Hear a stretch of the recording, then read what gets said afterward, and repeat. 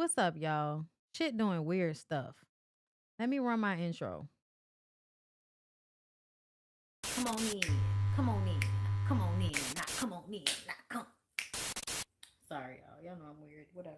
Hey everybody, what's up? It's your girl BondyBlue. So let's go ahead. Let's go ahead. Hey everybody, what's up? It's your girl BondyBlue. Okay, follow me on Instagram and let's get into the video, right?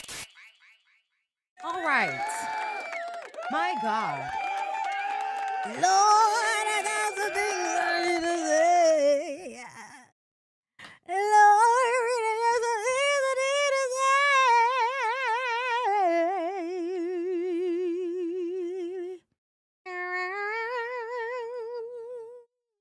need to say. What's up, y'all? Okay, so Ecam was separating shit.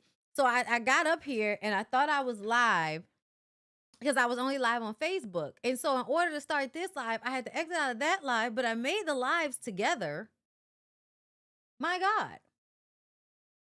It was just being difficult for no reason, but I'm here, y'all. And once again, Lord, I have something I need to say. Okay, yes, don't forget, y'all. Don't forget, I have merch. I have merch. I have a puzzle. I have a journal. Okay. I have artwork of me here. Okay. I have the community is not okay. Thank you so much to everybody who purchased this past week. Thank you. Okay, you guys are greatly appreciated. We think you're gonna love your merch.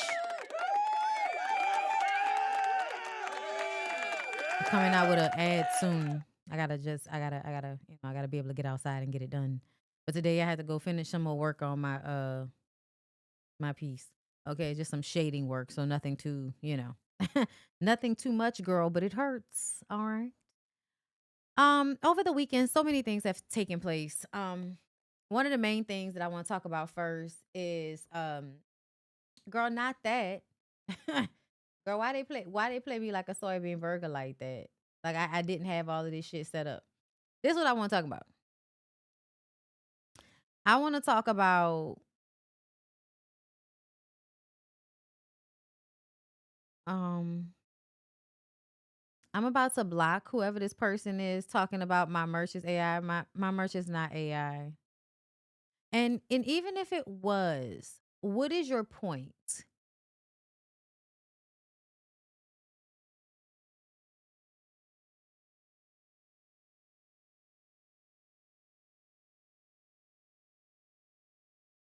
Don't piss me off in the comments this early into the video. We haven't even gotten to subject matters. Don't hate on me like that. That is real haterific in a dancery. It's a lot of hateration. It's a lot of hateration and holleration in the dancery. Don't do it, girl. Don't do it. I already blocked them for myself because listen, the hell is going on? I just got here. I just got here, girl. Lord, I got something I need to say. Okay, so yes, Funeral Stud has me in a chokehold. Thank you, TikTok, for that. I don't know if y'all have seen. I don't know if y'all have seen Funeral Stud, but Funeral Stud is this girl, this stud, like real country, hood stud chick, right? I've encountered these before. Like these are the type of studs you gotta be careful because they either gonna cry too much or they gonna beat you up. You gotta be careful, right? So she got a song out and it's like the perfect hood funeral song. So she sings it at the funerals and she's so dramatic, right? Like she's so dramatic. It's hilarious. And now I'm stuck. And I think it's terrible, but I also love moments like this because girls like that, like she's slightly off key. She's pitchy, but then sometimes you get her like singing out at a funeral and she's hitting them. She's hitting them, and then she's adding way too much sauce on it, adding way too many runs and all of that, girl. But she was good though. Okay, yes. This right here, girl. 1, 2, 3. It's like 1, 2, 1, 2, 3. Release them, and you release doves or pigeons or butterflies or turtles, bitch. You just release like little crabs on the ocean, just release and then shit just fly. You release niggas. Like this song can be used in any type of way. And I think it's hilarious. And I just want to say shout out to Funeral Stud because the fact that you made me laugh at people's funerals, my God, on today. Y'all, literally like 4 funerals of people like really struggling. And I'm not laughing at their pain. I'm just I'm just the scene of it. It looks like it's from a TV show or a movie where you making fun of some shit. But like the way she walked out, like she did this one, right? And you could tell they was like carport, like they in this carport area, right? Or covered, outside covered outdoor area, right? And a DJ set up and she backstage singing. So we don't even see her yet, right? And then she walk out and she got the Britney Spears mic on. That's what they calling it. But like everybody who performed back in the day, like, you're gonna have the most updated model of a mic to perform with. And at the time, that mic that goes down your ear and across your face to stay, y'all, she walked out real dramatic with that shit. And then that one when she said 1, 2, 3, release them, and then as she was singing, yeah, she be doing it. She was hitting that run like hella long, right? And then over here, like they got one dude that's trying to hold a crying, right? So he biting his lip because he trying not to cry. And then they pan over a little bit more, and the whole fucking family is distraught. And y'all, I was like, why is this so fucking funny? Why is this? I'm going to hell, Lord. I don't want to laugh at people's funerals, but oh my God, this shit was so fucking funny. It was so funny. My God. But anyway, y'all, shout out to Funeral Stud.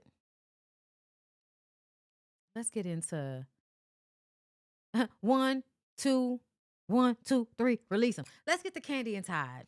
Okay. I've been waiting to get into this. And now I feel like I could really go ahead and say everything I've been wanting to say this whole time. Kandi is one of those Generation X girls that really is a lesbian. And whatever nigga they got with was always gonna be disappointing because they really supposed to be with some bitch. They supposed to be single or they supposed to be with some bitch. Like this is what it is. Okay. Maybe it's karma. I don't know. Okay. But I'm joking. I'm joking. Okay. But there is a part of me that feels like whenever women are trying to make fetch happen with a man, it's never gonna really work out. Like I also like if I'm being honest, if I'm being real, I'm not being funny. If I'm being real, Kandi being so like male centered and male identified in that Generation X way, when it came to talking about therapy, like just certain things like that, I could see that she had a blind spot.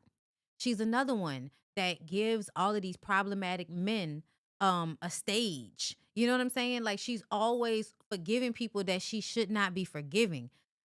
People like that are always going to end up being victimized in their relationships because people are always going to be trying to take advantage of the way they always are offering up pieces of themselves. And I honestly feel like as much as everybody want to act like, oh, Mama Joyce was right, Mama Joyce was right, this is partially Mama Joyce's fault to me. This is partially Mama Joyce's fault because there is something about the way that Mama Joyce raised Kandi that made Kandi feel like she needed to be searching for some shit that she didn't never really need to be searching for. When Kandi got with Todd, it did feel like Kandi really just wanted the marriage. She wanted the happily ever after. And that's why when it was all going down, even though Todd is a whole bunch of fucking red flags, everybody was like, hey, let's just let her have it and let's see how it's all gonna work out. And they made it longer than most. But at the end of the day, at average, marriages last between 7 to 8 years. They made it to 11. Good for them. But ultimately, I could see how this relationship wasn't going to work out long term because most niggas do not know how to deal with the gravity of being with a woman that is more powerful than them. Some men can. Some men can handle being with a woman that is more powerful than them. But 9 times out of 10, men are going to extract from that woman in a way that feels like, "Gotcha, bitch." It's going like the fact that we've been all saying it's a scheme that Todd set up, that says a lot that that's what you're known for. Even if we didn't have any evidence that you were setting up schemes, the fact that it's just something that we say as a joke, that has become a cultural thing for black people to say, that if a scheme has taken place, if a scheme is afoot, then Todd probably set it all up so he could come to us with the bullshit. Okay? And Todd is also somebody that through the years has um I feel like known how to exploit his relationship with Kandi in a way that would benefit them both, but then also makes me look at him like I could tell you are in some ways taking advantage of Candy's old school mindset. Because what's going to happen is she's going to always be trying to make allowances for how you're not as great as she is. And you're going to be trying to dominate and degrade her to make her feel less than, to deal with the fact that you feel less than and the world looks at you like you're less than. And the reason why I said don't give Mama Joyce too much fucking props is because I feel like on some front, Mama Joyce made it possible for Kandi to even be in this situation. Controlling parents a lot of the times, they cause their children to have these types of codependent enmeshments because of their codependent relationship with their kid. So for me, the way Mama Joyce went about all of the shit that she was doing, you was doing too much. You could have merely said, okay? You could have merely said, I don't like it, but I'm gonna let you figure that out for yourself and then let it go and then did what you did as far as making sure that, Riley is taken care of. But I feel like we didn't have to worry about that. Kandi was always gonna make sure that her child was taken care of. But we're gonna play some videos because people have been drudging up all of these old ass videos of Kandi and Todd. And to be honest, we don't have any evidence that Todd did all of this terrible shit. I don't say that it didn't happen because I understand how these relationships work. And I understand how much emotional and mental abuse goes into relationships like this. Because Kandi has to let him have it because he feels small because of who she is. Automatically, Kandi is going to make allowances. Kandi is going to do all of this stretching. Kandi and I have this in common. You're the cool girl. You probably sometimes get along with men a little bit better. And so you're the cool girl. And the cool girl is going to always allow these niggas room. But at the end of the day, I don't know if they deserve it. I don't know if they deserve it. But anyway, let me read some of this. Y'all saying we having some mic issues? Y'all just give me 1 second and we can check it.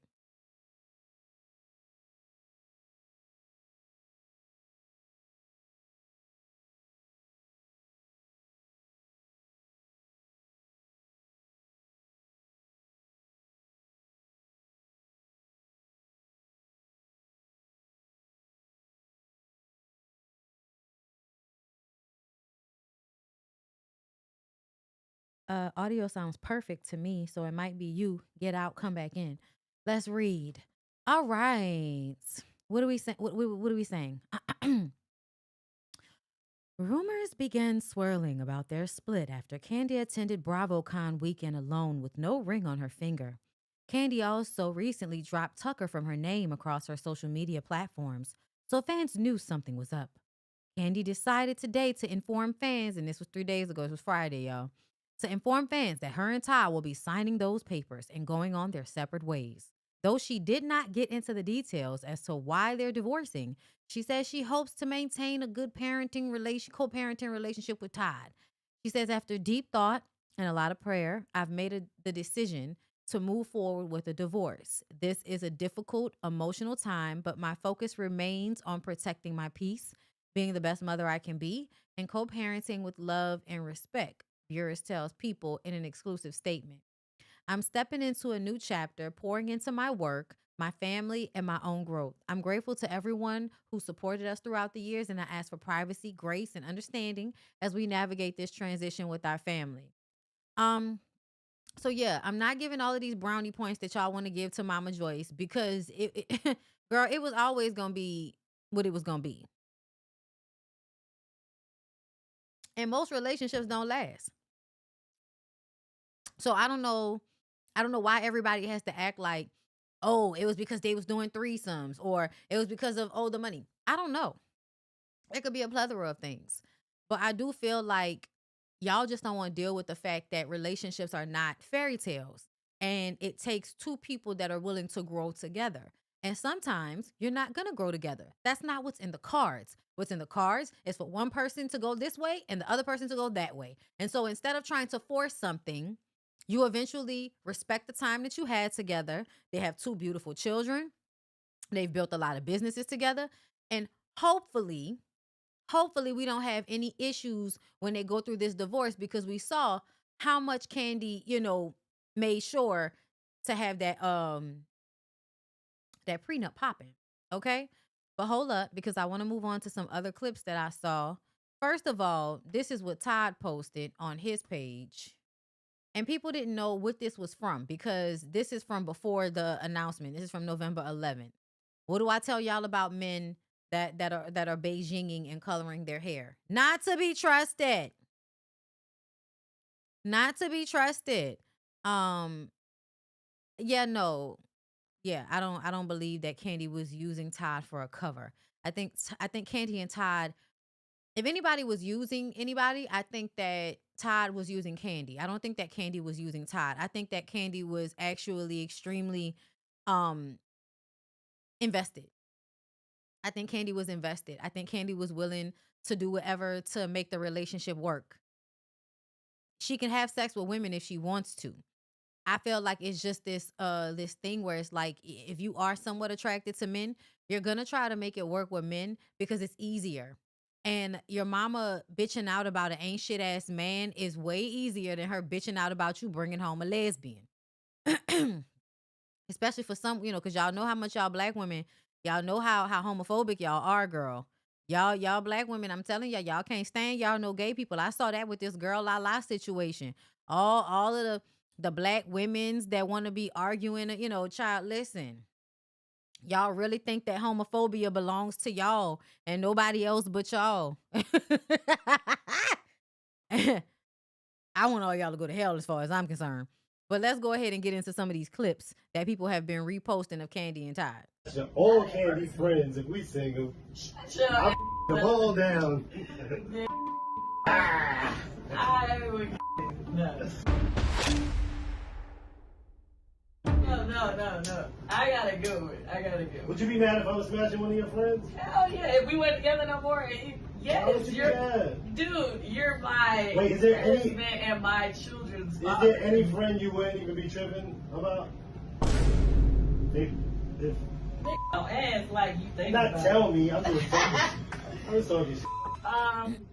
It ain't going nowhere. Todd's YouTube channel, once again. Then I was like, but babe, I'm happy now. That's what I'm saying. Like, to And- me, it's like, And Ace and Blaze loves them. yeah. I would smack the shit out of you. You bring so whole around my kids. Let me tell you. I know I'm just messing up your whole deal. I'm smashing all Kandi friends if we single. Shut I'm up. the ball down. So he has this thing where I think y'all forget. Y'all, Todd isn't a reality TV show executive producer. Todd knows how to enrage people in order to get clicks and views. To me, this is partially a lot of that. But within the trolling that takes place, there's a level of honesty, right? Todd was always smart and strategic about the way he played his hand while being with Kandi. Because there was so many times that whatever was going on, he could have told on himself. And he really didn't. These are the times that everybody is going to look for, because when he knew everybody was watching, when he was in control of himself and his image, he was not going to let y'all see. He was going to be quiet before he said the wrong thing. And I always appreciate that, but that's also a sign that somebody can be the fucking worst behind the scenes, because they are so well aware of how they come off. They know to stay quiet. That's why I'm always giving Dr. Heavenly and her husband a fucking side eye, because to me, I pay attention to the silence. I pay attention to what you don't say. I pay attention to how you say what you say. And so, it's very clear to me to see the sexism, misogyny, and all of that, just coming off niggas' heads like steam. Okay? And I feel like Todd is also one of them niggas. Todd, I'm telling y'all, that misogyny, if niggas do not exercise that demon, if they don't exercise that demon, that is usually the thing that ruins most of their relationships, is the fact that they are misogynistic and they just hide it until they can't hide it anymore. There are a lot of women, and we're going to get into the women that are desperate and don't care how much these men disrespect them in their face. But this is one of them situations where I think Todd played that position for as long as he possibly could. And I think that if he continues to act like he has some sense, then we'll all be good. If he continue to act like he got some sense, I don't really have nothing to say. I'm gonna just be real with y'all, because at the end of the day, relationships don't work out. I told y'all all the time, I don't like how y'all have that attitude that y'all feel like because people break up, they wasting each other's time. No, if you felt like your time was wasted, then I guess that's on you, because you should have left a long time ago. Especially if you're not in a situation where you have to be afraid for your life. What are we talking about? I'm gonna be real with y'all. For y'all women who are bosses and have all of this money and got this extra shit. Why you saying it like that? No, because I think, I understand the double standard, but I think you also need to understand the man that you're with, the man that you chose and you're allowed to choose you, that you can't be so mine. You know what I mean? You have to open up within reason. I'm not saying going by no niggas, no Bentleys and doing dumb shit, but you gotta invest in y'all and y'all future, and you gotta let your man feel like a man in those scenarios. Because here's the problem. I see somebody in the comments saying you wish people would be okay. The problem with women that have money is because we live in a patriarchal society that automatically puts women below men. Men that actually have money don't want to be with women like Kandi, because those women require the same amount of doting on as the rich men do. A lot of the times, rich men want to be with, you know what I'm saying? Like, rich men want to be with women who are needing them for the money, because they'll be able to be in power in that position and be able to discard those women as they see fit based on money. When you're with somebody like Kandi, she's not going to stay with you just because of the money, because she has her own money. So that's why a lot of men on her level don't want to be with her. Please don't misunderstand that Kandi has probably done this already several times that we just don't know about, because Kandi comes from a time when people used to keep their personal lives private before she got on Real Housewives. But you try to date rich men and you find out that rich men, not only are they ain't shit just like broke men, but they have more power to assert themselves whenever they feel like it over you. So sometimes it's easier for a woman with money to get with a nigga that doesn't have as much as her, because she can keep a level of control over the situation. To be honest, I don't think that that's stupid. I think that's smart. I think women that want so badly to be resting in their fucking feminine, that bullshit that y'all got told, that y'all believe, because y'all so tired, because capitalism has everybody fucking tired. So you think the answer is a man that's gonna come and do all of this shit, as if the man is not gonna also be tired of doing all of that shit all the time. Like, girl, the answer is not another person. The answer is to figure out a way to make it in the game of capitalism in a way that you can survive and not feel like you hate your life. It's a maze, but you can figure it out. Because a lot of us, kind of have. I'm not rich or anything, but I live life well enough to feel like I'm good. I'm all right. I'm not doing anything that I don't want to do for money. I'm not starving that much. You know what I'm saying? And a lot of people don't have that. And you have to find that. You have to be able to find a way to make it for yourself. Stop thinking that you're going to be able to rest in your feminine when you find the right nigga, because you can never trust that that's the truth. And what niggas will do is love bomb you and make you feel like they're going to afford you a lifestyle and you're going to be comfortable for the rest of your life. And the next time you turn around, you got a fucking noose, around your damn neck, because you didn't realize that you were being entrapped with all of those little things. This situation between Kandi and Todd is the remnants of a woman that already knows that about life and is choosing to try to find somebody that she thinks is going to match her energy. They were both the same height, okay? They were both in the entertainment industry already. Todd was not on Kandi's level, but he also wasn't a bum. He wasn't poor. He had hustle. So did she. He has good ideas. She has capital. These things will go together. But a lot of the times, because of misogyny and sexism, men will always try to find a way to fuck over a woman in a situation because their ego in this society tells them, I'm supposed to be doing better than you, bitch. And if I'm not doing better than you, then I should be trying to get it up off of you. And if I can't get it up off of you, then I'm going to talk down to you. I'm going to cheat on you. I'm going to do whatever dog ass nigga shit I can do to make you feel bad, because then I'll feel powerful. So there's a plethora of things that could have happened as far as to why their relationship broke up. But what we will say is that, Todd didn't do the worst that we've seen. I've heard, people saying he was down to their bar, on dates and shit. But again, if they were already not together and it's just not public knowledge, then that's also not something I can be mad at him about. I really do feel like this relationship was always going to disintegrate because on some level, Todd is thinking about the power dynamic between him and Kandi. And you have to be a man that is okay with who you are so deeply that her having money and all of that shit doesn't mean anything.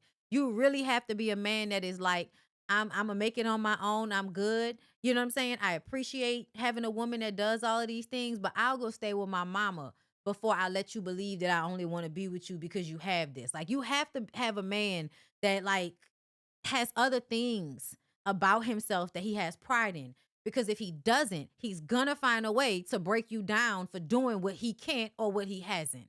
And that's just the situation. With all the money that you have, you can end up by yourself. You know what I mean? Because at times that type of energy of it's mine. No, I'm just being honest as a man. I'm just giving you my honest thought. I'm gonna be real with y'all. My honest opinion. Okay. As you continue to be like, it's mine. It's hard to hear someone say it's mine in a relationship that's supposed to be it's ours. Can I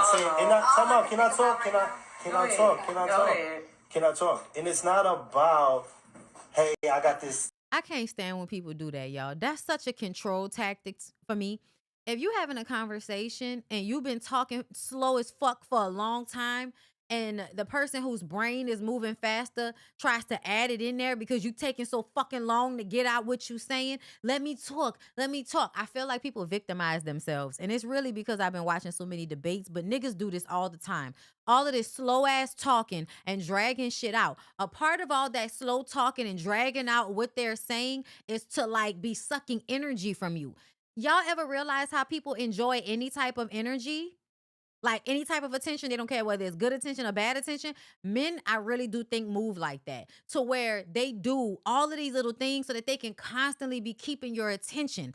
And a part of it is to tire you out. If I can have you listening intently for a long time while I absolutely say nothing, and then as soon as you try to jump in, I'm like, let me talk. Then it presents this thing to where we can make it seem like, you're not letting me communicate. You're not letting me speak. I'm not being heard. So now I can act like an asshole because I feel like I'm not being heard. When really, you purposefully dragging this shit out. Get to the fucking point. 10 million, let me give you 5. It's not that. It's more so just knowing like, yo, we got each other. Whatever. Let's build. Let's make it happen. But when you hear a person say mine a lot, that shit sticks. Believe me, I'm telling you. My honest opinion. Then let it stick. I don't know what you think you was accomplishing in that moment, but who fucking cares, my nigga? It is mine. It is mine. Just like you have shit that's yours, the house in Jersey, that's yours. What are we talking about? And sometimes when I say mine, I mean ours, but I said mine because it's still mine. Now what? What does that mean? What does it mean? You want it to mean something. So when you do some snake ass shit, you could say it's because Kandi kept saying my. Fuck out of here. Don't be trying to set it up. Because that's what you're doing in that moment. You're trying to set it up. You're trying to set it up for the okie doke. So later on, when you bitch and moan about how Kandi wasn't never really trying to, boy, then he was in a club. Yeah, I'm really too smart for most of this shit. I'm sorry. I too smart for a lot of this shit. I'm sorry to say it like that, but my God, on today. The women empowerment stuff sound good until you're alone at night. Kandi tricked off on time. I don't know what that means because we all need to be empowered. I know y'all like to say that as a meaning of something, but essentially, like the way y'all feel like women be so like hard up at night, like a bitch can't bust a nut and go to sleep just like a man can, is wild to me. Oh, let me turn the music off. So Ty was down to the bar celebrating with a whole bunch of tall, thick bitches. Okay. There's a whole bunch of women. Where are the niggas? I don't see not eight nigga. Where are the niggas? Mm-hmm. Yeah, uh-huh. A man sitting at a table with all women, child, please. Who you trying to show up for? Who are you paying for the drinks, Todd? Okay, well don't act like you know you that nigga. Don't do that. Don't do that. Don't act like you that nigga because bitches be anywhere where a nigga paying for some shit. Okay, so just calm down, buddy. Just take a deep breath, buddy. The fuck? All excitable and shit. Like, oh, the whole still on me. Like, please. Everybody, you've now got what you needed from the situation because at the end of the day, you are now gonna have women paying attention to you and wanting to see what that dick do simply because you were with Kandi. Like I hope y'all understand that. I hope y'all know that if y'all not standing next to a woman at some point, y'all are not as valuable. If you are a nigga that is always by himself and nobody ain't never seen with a woman, don't nobody care about you. Y'all get so much clout off of being with women, especially niggas like Todd that like nobody would really know you because you're a regular person. You get with somebody like Kandi, now you got a treasure trove of coochie just coming from every state. You don't even understand why all of these bitches like you because you know you ain't shit. Why do these bitches? You know why? Because of Kandi. He old, he know. Old niggas know. That's why, you know, in your 40s, that's the perfect time for you to go find a boss chick that's got some racks or some clout. You see all these girls on the reality shows, they get with these niggas at that age, and it's because those niggas know that at the end of the day, they can maximize profit off of being in relationships with those women, which is why I say it's so important not to be offering these niggas your platform just because y'all fucking. If sex is an equal exchange the way y'all claim it is, let it just be that. Don't be out here feeling like, oh, he fucked me good. I love him. I want him to be all on my page.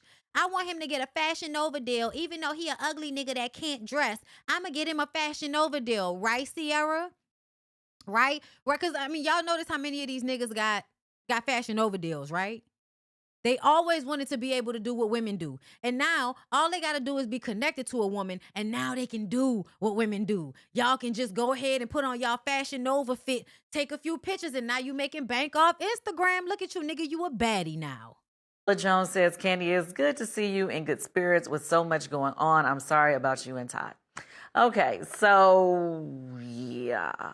For those who don't really be on the internet, clearly, well, everybody that's been on the internet, I'm sure y'all saw that I filed for divorce on Friday.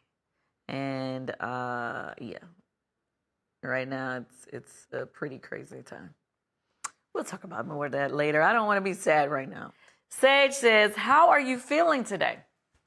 Okay, Sage, I'm going to be very honest with you. I am up and down.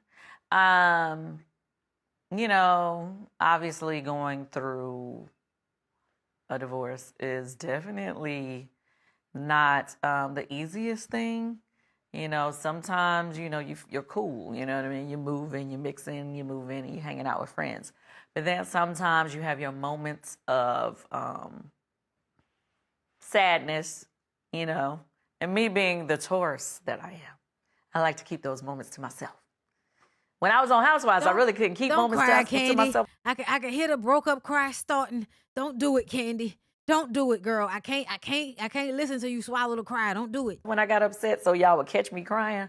But in real life, my everyday life, you know, I don't really like for those moments to be shared with the world.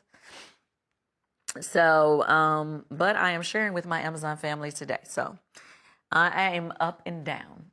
And to be clear, yes, I filed Friday, but, you know, this is something that, you know, has been brewing for a while. So all the times you've been seeing me online like, all of that means nothing. I've been going through it, y'all. I've been going through it. Life has been lifing me. It be like that, girl. It be like that. It's unfortunate. I feel like, I don't even think it's a bad thing, y'all. I think she might be hurting right now because who wants to, anytime somebody's breaking up, it's a heartbreak. All right. You have to not only mourn the life you thought you would have, but you have to mourn the life that you had, right? Y'all were together for a long time. Y'all have y'all kids. Now y'all have to figure out life without each other in the same capacity. And now you have 2 extra children. Now you're gonna have to deal with what that new life is gonna look like. That's a lot. And it's a lot to mourn. But ultimately I feel like the way most marriages and relationships work, it was always going to eventually run its course. And I do feel like on some level that's because, like, just a generation of people, men of that generation, it is very hard for them to like deal with their ego.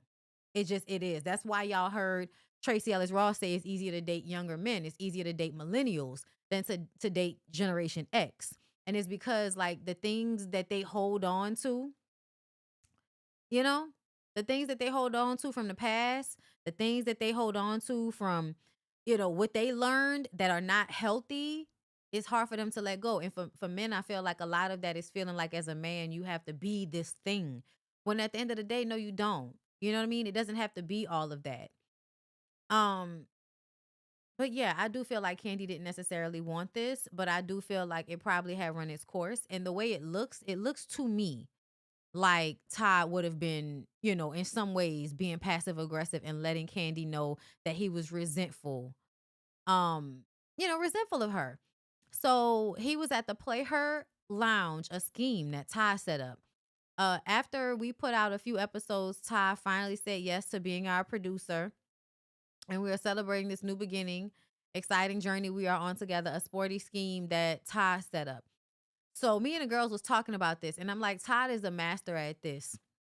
Todd used this situation to promote whatever he had going on. That's another thing. Like he used this situation to promote whatever it is he have, because he has this movie that he's trying to promote. Don't Bring Your Man to Atlanta. Which the way they contacted me, like y'all know I did promotion for it. I didn't even ask to get paid for it because it was just like whatever. You know what I mean? Yeah, send it to me.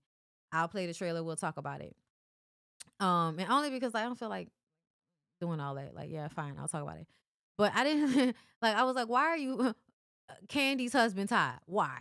Why not just Todd Tucker? Like, I know who Todd is. Like, we know who Todd is. Like, you don't have to say Candy's husband Todd. In that moment, I was like, why would you send me an email like that? And now I'm wondering, like, was this like Candy's people that was still working on Todd's behalf but not really wanting to? Or was it a situation, where it was just, I'm going to use the little last bit of clout being Candy's husband that I can before she filed for this divorce? But yeah, let's get into some of these other clips that I saw just real quick. First of all, I wanted to play this. Todd Tucker's always getting blamed for a scheme he set up. So I asked him how he felt about it, and he responded. How do you feel being blamed for everything that's happening in the world? Like anything that happens, it's a scheme that you set up. Niger, yo, if it was crazy, I be scheming, but I don't be scheming like that. But yo, my next scheme, yo, it's gonna be crazy. We're gonna be here at the Penguin Theater showing my movie, Don't Bring Your Man to Atlanta. So make sure you get your tickets. And would you believe that people are not only accusing me of being his family member, they're accusing me of being part of a scheme that he set up. I literally only posted it to TikTok and it made it to him. And now I'm getting blamed for being part of the scheme. Thanks, Aunt Bertha. Todd Tucker is always getting blamed. Lord, some Todd Tucker. Okay, y'all, let's take time to answer some questions for people because they're getting a little upset in the comments. Edwina, baby, Bondi, please explain how Todd is resentful of Kandi. Make it make sense. You always, I don't know what any of that meant, but I thought I explained it already, but let me break it down again. So, in our society, we live in a patriarchy where men are at the top of our hierarchical system. So, When two people are in a relationship, no matter how you slice it, they expect the same hierarchical system that takes place in our society to take place in the household, meaning that men are supposed to be on top. They're supposed to have the most resources. Todd got with a woman that has more resources than him and more fame, and they're both in the same industry, the entertainment industry. A man that doesn't have as much as his wife will and can resent her if he does not work on his ego issues. Is that clear now? I hope that's clear. Because I felt like I was clear the first time, but sometimes people come in late. They only heard a part, girl. It's all right. It's okay. You feel like y'all past y'all prime, like past y'all like fine days, or do you think with makeup and lipo and all of this stuff, you guys are able to extend being fine? Because think about this, you feel like y'all past y'all prime, like past y'all like fine days, or do you think with makeup and lipo and all of this stuff, you guys are able to extend being fine? Because think about this, you feel like y'all. Okay, so I guess somebody posted that clip. Because sometimes it feels like it's shade, like indirect shade being thrown at Kandi. And to be honest, people can act, okay, so people tend to do this thing where they will say things, and because of the context in which they are saying it, we're supposed to ignore the energy that came with the words that they used, right? So in this situation specifically, Todd is talking about, do you feel like you're past your prime since women are able to do things in order to extend their attractiveness, which is so problematic in so many different ways. But if I am the woman, and I am this woman, anything you say about your mouth as a man, as my man, I'm going to question if you meant it for me, and you're going to have to explain your thought process and how you're not applying that thought process to me in order for me to feel like you weren't just trying to indirectly shade me. Because that's how I would feel if I was listening to this conversation. If I was Kandi, I would take whatever he was saying and assume you've been listening to them stupid ass niggas on the internet. You trying to get the same clout, but you are a married man. So instead of having conversations with me that are not inflammatory and from red pill talking points, like a man that actually cares about his marriage, you are talking to me like you are one of those niggas, asking me questions like you are one of those niggas in order to get clicks and views. So at some point, I need for everybody to understand that what you do on social media, what you do as an extension of yourself when you say, oh, I'm doing it for money, yeah, it's still an extension of who you are and what you are willing to do for money. I just want us to be clear. I know with me, with you, I felt like initially in the beginning, I felt like I used to initiate it more. Me too. I did too. But that's how players are. Like, players like to be like, you know, chase like bitches. Yeah. We want. There you go with that Leo bull. I'm just giving you the truth. Players, that's how players. Guys What players like? What guys like their ego. We want to know you want us. What did I just say about ego? He was just about to say guys and their ego. What did I just say about ego? What did I just say? Their ego is what puts them in a situation to lose good things all the time. Like, y'all know. First of all, his ego is out of control. Okay, to be clear. It's really not, babe. His ego is. She's saying his ego is out of control. So like I said, when men don't learn how to check their egos, their ego will fuck them out of a good relationship. It's been put in a box. I've kind of smashed it away. I don't go crazy. Yeah, whatever. But like that, we need our ego fed. Okay, well, to be clear, I don't agree with that. I think you need your ego fed because I wasn't necessarily used to that. Now, I've had 1 or 2 relationships where that where it was like maybe I initiated more, but I definitely was used to the other way around. Yeah, he did that on purpose. And he's a Leo. Oh, he absolutely did it on purpose. He withheld affection in order to gain control over her. I've had it done to me as well. So what happens is you get initially into the relationship and you see that the energy for both of y'all is on the same level, right? Sexually. Like she wants you as much as you want her. Once you peep that, you start to pull back. And then she's gonna be chasing you a little harder. It really is a Jedi mind game that men play with women in order to get women to chase them after they've already acted like they were chasing the woman. Right? They initiate the dates and all of that, and then they wait until they feel like they have you hooked, and then they start to pull back. It's really old school player shit, to be honest. Like he said, it is just a game, if nothing else. I like that myself. What? I like when a man initiated, you know. Right. Personally. Okay, so But this is you've getting into experienced initiated. it. All of us like that. All of us like when we actually consent, right? Meaning like you want the energy from the person. Women are not turning down men that they're actually interested in, like, chasing them. Women are okay with that. The problem is when I don't want you and you chase me. The problem is when I say I'm not interested and you keep trying. And so then you can use that as an excuse as to why you don't, give chase in other situations. Oh, when I was running after this one, she didn't want it. Yeah, she didn't want it. She didn't want it. We're not the same person. So you either gonna try or you're not. See, the thing that men figured out that women have to figure out, men feel like take it or leave it. I'm the man. So you either gonna take it or you gonna leave it.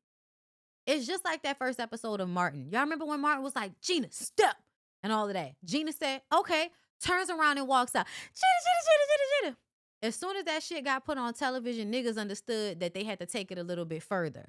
And because of how niggas are, you give them an inch to take a mile, they're going to take it even further. So as women, you can't play that game anymore. You have to be about it. You have to be the person that's on take it or leave it time. You have to be. You have to be.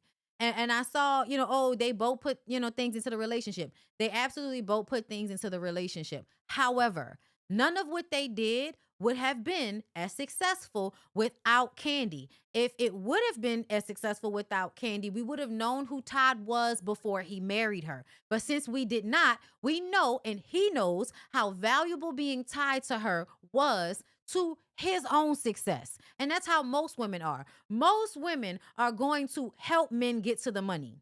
Most women actually make it so that men get more of an abundance, especially if they're doing the shit right. And men know this. Women are the only ones that don't know what they're actually offering. So when men play mind games with y'all and make y'all think that they giving y'all something that's so much more special than what you're giving them, that's bullshit. Ask yourself, okay, if you the shit and I'm not, why at the beginning are you willing to do all of this to get my attention?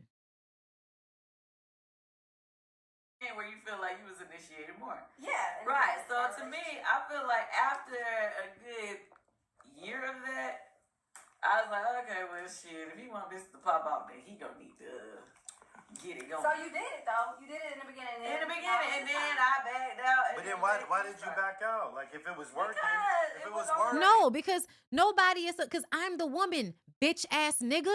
That's the problem. That's the problem a lot of y'all don't understand anymore. I was listening to some old music. There are not enough LL Cool J's anymore. Big, tall, fine, rich niggas that's saying, I don't give a fuck what you niggas talking about. Where are the women? I'm talking to the women. I'm rapping to the women. I'm talking to the women. I don't give a fuck about you niggas. You niggas can say whatever y'all want to say. I'll beat y'all the fuck up. But I'm talking to these women. The women are my audience. LL Cool J was one of the biggest rappers ever. And I mean from when I grew up in the early 90s to in the early 2000s when I was in high school and Headsprung came out and it went #1. And everybody was like, God damn, LL is the nigga that never quits. And when you pay attention to the music that LL had everybody going with, it was music that connected with women. Who do you love? Are you sure? Like LL is the one that showed y'all that niggas having money is not enough. So now these niggas these days that don't have good personalities, they not good looking. They don't have, you know what I'm saying? They don't have nothing that niggas used to offer back in the day. If you don't have money, you gotta have looks or a good personality. But you can't be a broke ass mean nigga. It's weird. That's why women were with broke men, because rich men had the power dynamic to treat women like shit. So women was like, I'd rather be with a broke nigga that's gonna treat me better. Then we go get with the broke niggas, and them niggas all of a sudden realize, oh my God, All I gotta do is be a little nice to her and fuck her real good, and she will take care of me. She will do everything for me. And then they start to take advantage because once again, give them an inch, they take a mile. Now women are like, oh, we get it. Now y'all done went into this homosexual shit. Now we not doing that shit no more. And now y'all get mad at the lover girls and the girls that's like, if you ain't paying, if you ain't doing this and this and this, I ain't fucking with you. Now y'all niggas on the internet crying about that. I don't give a fuck. For you, I need you to be like. Wait, you were still getting what you needed, right? No. Yeah, but like I need you to put into my. Oh, you need me to come and jump on your bones. Okay, okay. Like, she's the woman. That's why I keep calling these niggas bitch ass niggas. Cause what are you talking about? Yes, I do need you to come on me. Like, oh my God. And this is the reason why. This is the reason why women end up in these situations where they're being coerced into sex or where they're being assaulted in their relationships, because men are always trying to weaponize sex against women, and women don't even realize it. They don't even realize it. Because now I feel like a lot of women will prefer niggas that ignore their boundaries because they don't have to beg for dick from a nigga that they gotta keep pushing all. If I gotta keep telling you to stop, at the same time, I like the fact that I have to tell you to stop and you're that attracted to me. That's how we think about it.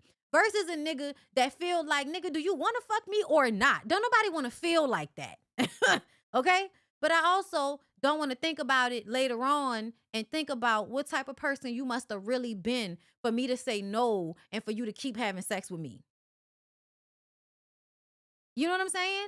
And I feel like on some level, men know that. So they weaponize those things. They know how some men are. They know there are men that are crossing boundaries, and women have learned that's not good. And then there are men who I think weaponize pulling away from women that they seek out, that they know are sexual. They know they're with women that like sex, that enjoy the physical chemistry, right?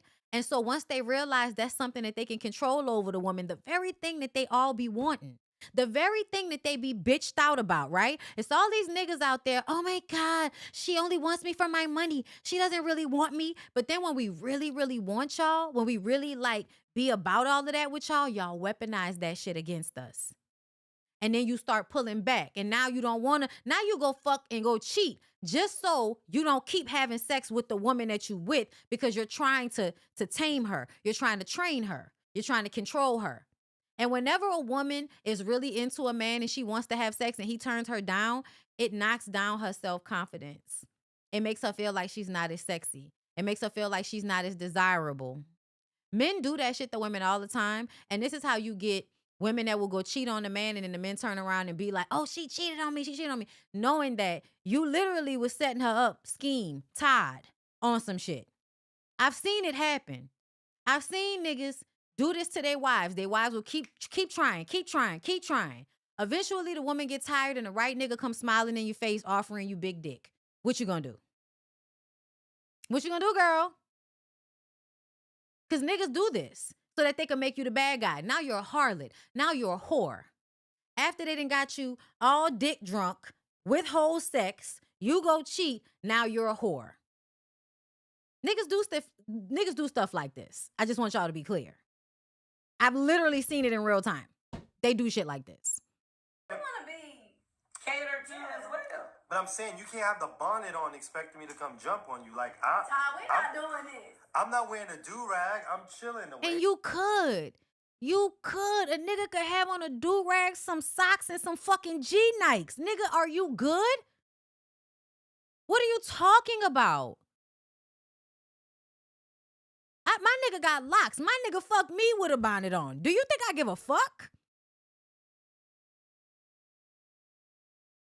What are we fucking? Let me know.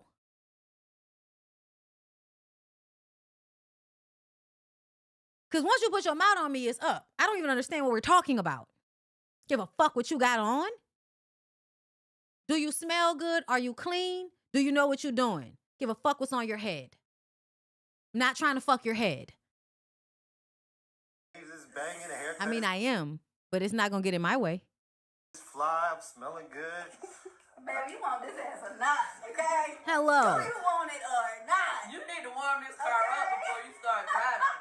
Don't think that you just finna just go cranking this bitch up. Rah, rah. Like, it about it. It don't always come To me, you sound like a pillow princess ass nigga. I'm starting to see Todd and DC's is very much alike. come already ready to go. Okay? No. Well, So sometimes I need you to get the car warm. Okay? Well, let's I talk need about. you to warm it up. I need you to let me know that it's time. Let's talk about warming the car up, though. You know, it is. Yeah, a lot of you niggas don't understand foreplay. Y'all don't understand foreplay. Y'all don't understand build up. Like, and foreplay is not just eating coochie. It's great, but it's not the only thing, right? It's not the only thing. What is the Benz looking like today? Is it looking dusty and crusty? Wait, Oh, hold up. Does it matter? it does matter. Like, I could drive a dusty and crusty Benz, but when that motherfucker is polished and clean, Whatever. woo-wee, You know what? I'm To me- pulling up. I know it. When I tell y'all this nigga is playing mind games with Kandi with these conversations, he really is, y'all. When I tell y'all, I have never in my life, like, niggas like to fuck right after you wake up in the morning. That's where morning wood comes up. I haven't brushed my teeth yet. I haven't got the speckle of crust out of my eye, and already your dick is moving in between my legs. What are we talking about?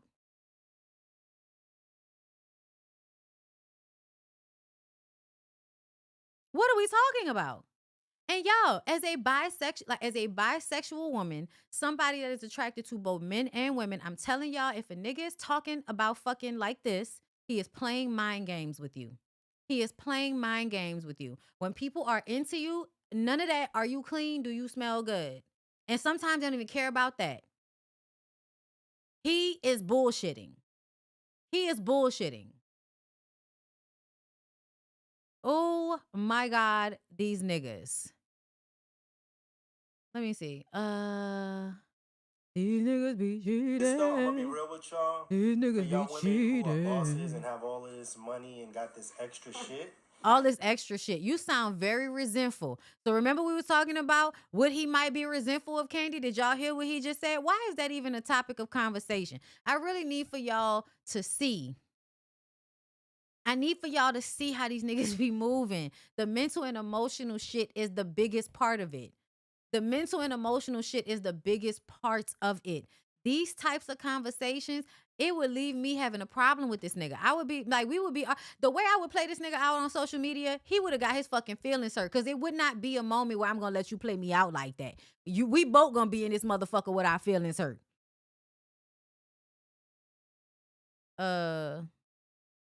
Even in divorce, I don't think it's right when men be trying to take half of the women.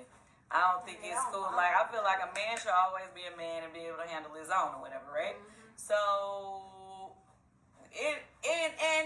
So if you gained your money while the man was with you and he nurtured you, he helped you, gave you ideas, he was a part of that, you know, that progression, you don't think he should get anything? You did it all.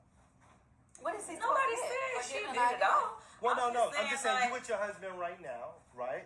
So say he's like, you should do this, you should do that. That's what I believe the Marvin shit too. Y'all, I believe the Marvin shit when it first happened. I believe the Marvin shit when it first happened because I believe that Marvin is a name that's usually used by married men that are cheating. It's a thing. Like, it's a name that old niggas use. Old niggas that be out here and they got like slides and shit, they will be in a woman's phone as Marvin. work on this. Like he's setting you up. He's organizing you. He's getting your shit right. You saying like a Wendy Williams situation? Oh, I don't really know that thing, but I'm just saying. And Why she just didn't say, you mean like me and you? helps you blow up. Well, I'm saying because he was like her manager, right? No, I'm just saying someone who like really influences, who's really there, who really helps the brand get. Okay, let's be very clear. I want, because I'm about to answer him on this conversation. You should get half of what we accumulated during the marriage. Anything that I started out with, no, you don't get half of what I already had when we came into this. So let's say we're going to go back and we're going to get the tax returns from the 11 years we've been together. We're going to tally up how much money we both made during that time. And we're going to, and then look at what we have now, right? And we're going to split that in half. So let's say Kandi was already worth 30 million, 20 million, $10 million, right? Now she might be worth $5 million more, if that. Okay, because I really don't believe that Todd added to her bank account like that. And the reason why I say that is because most of the businesses that they started failed. The restaurants, all of that shit. Like, at the end of the day, if you want to split the buildings that y'all own because of y'all had OLG and all of that, those things failed. All of those restaurants, for the most part, besides one, failed. So to me, whatever was made during the course of the marriage, split that in half. Whatever Kandi retained prior, leave alone. Point blank to the fucking period. I don't care how much you did, sir. I don't care how much you think you did. Because essentially, none of it would have been done without Kandi. Kandi is the deciding factor here. I do believe he should get 50% of what they made during the course of the marriage. What she was talking about was situations. I had a Marvin once. What's the Marvin stuff? Okay, so back in the day, when everybody was still beefing, Portia put it out there. Portia and Marlo talking about Todd was cheating under the name Marvin in New York. At the exact same time, I knew, like in real life, knew about older people who like have, the dude got a side. He's in her phone as Marvin. I don't know why, but it's just something that older people would do. And because Todd comes from that old nigga time frame, like in his mind, he's raised by those old niggas, right? That's the time period he comes from. Where he got his player game from are those old niggas. So I can believe him calling himself Marvin to people who may not necessarily know who he is, especially back then. Now, you can't do that shit now. But yeah, no, I had definitely heard of that before. And when it happened, I was just like, yeah, I could believe it. Because I didn't think they were in a monogamous relationship. And I just assumed that anything Todd was doing, Kandi understood, knew about. He was wrapping his dick up. He didn't bring no babies or no STDs home. So I didn't have anything to say. And I still don't. That's why I said we don't even know what really happened. But we can assess how a black man in 2025 normally is going to have a hard time being with a mogul that is a woman. And that's just based off the way men are socialized, the way women are socialized. Just like I knew she was going to be making all of these concessions to make him feel like a big man because she was the more rich of the two, the one with the clout. She was going to have to shrink herself in some type of way to make Todd feel like he was the big man. I knew that was going to happen. There's no way around it. To where it needs. So now you blew up. You wasn't blown up. Nobody knew Todd before Kandi. Nobody did. Production? Us? No. Now you blew up. Okay, I like how Steve Harvey say he is now with his wife. His wife, like they added value to the situation, basically. Yeah, like when I met you, you was maybe. Women always add more value to men than they add to them. It's just, it is what it is. You can argue with your mama. And if there's a man out there that wants to pull out that small percentage of y'all that actually do come and help women, I'm so proud of y'all. Y'all are great, right? That small percentage of men that make women's lives better. Thank you so much for your contribution. It's not enough of y'all. More y'all need to be doing work, okay? But the mass majority of y'all are a hindrance, no matter how you try to be. You're a fucking succubus. Be making a couple of $100,000. Now you're making fucking $4 million a year, and okay, he's been contributing to your success. Okay, in that case, if they choose to get a house together, but once again, still in marriage, I would not do it if I was not married to the person, because that's what we're saying, right? Is this the topic? No, yeah, not if we're not married. If we're not married, now I can understand what you're saying. If the person is adding value to the relationship, and then they build it up, and that's to me, and that's another thing. What I'm saying, let's just equate it to us. Let's equate it to us. I'm about to equate it to us. What I'm saying is, when you and I got together in marriage, right, and we made more businesses, we made more, there were more things happening. Right. To me, the money that was made after marriage, that's a different conversation, because we both contributed, whatever. Mm-hmm. But the money I had when I came in this thing, but nobody's talking about. That's not even part of the conversation. No, yeah, it is to me, because when that's how you was making it sound. Don't fucking gaslight that lady. talking about conversation. going into a house or a property, because that's what our conversation is about, right? Buying properties together.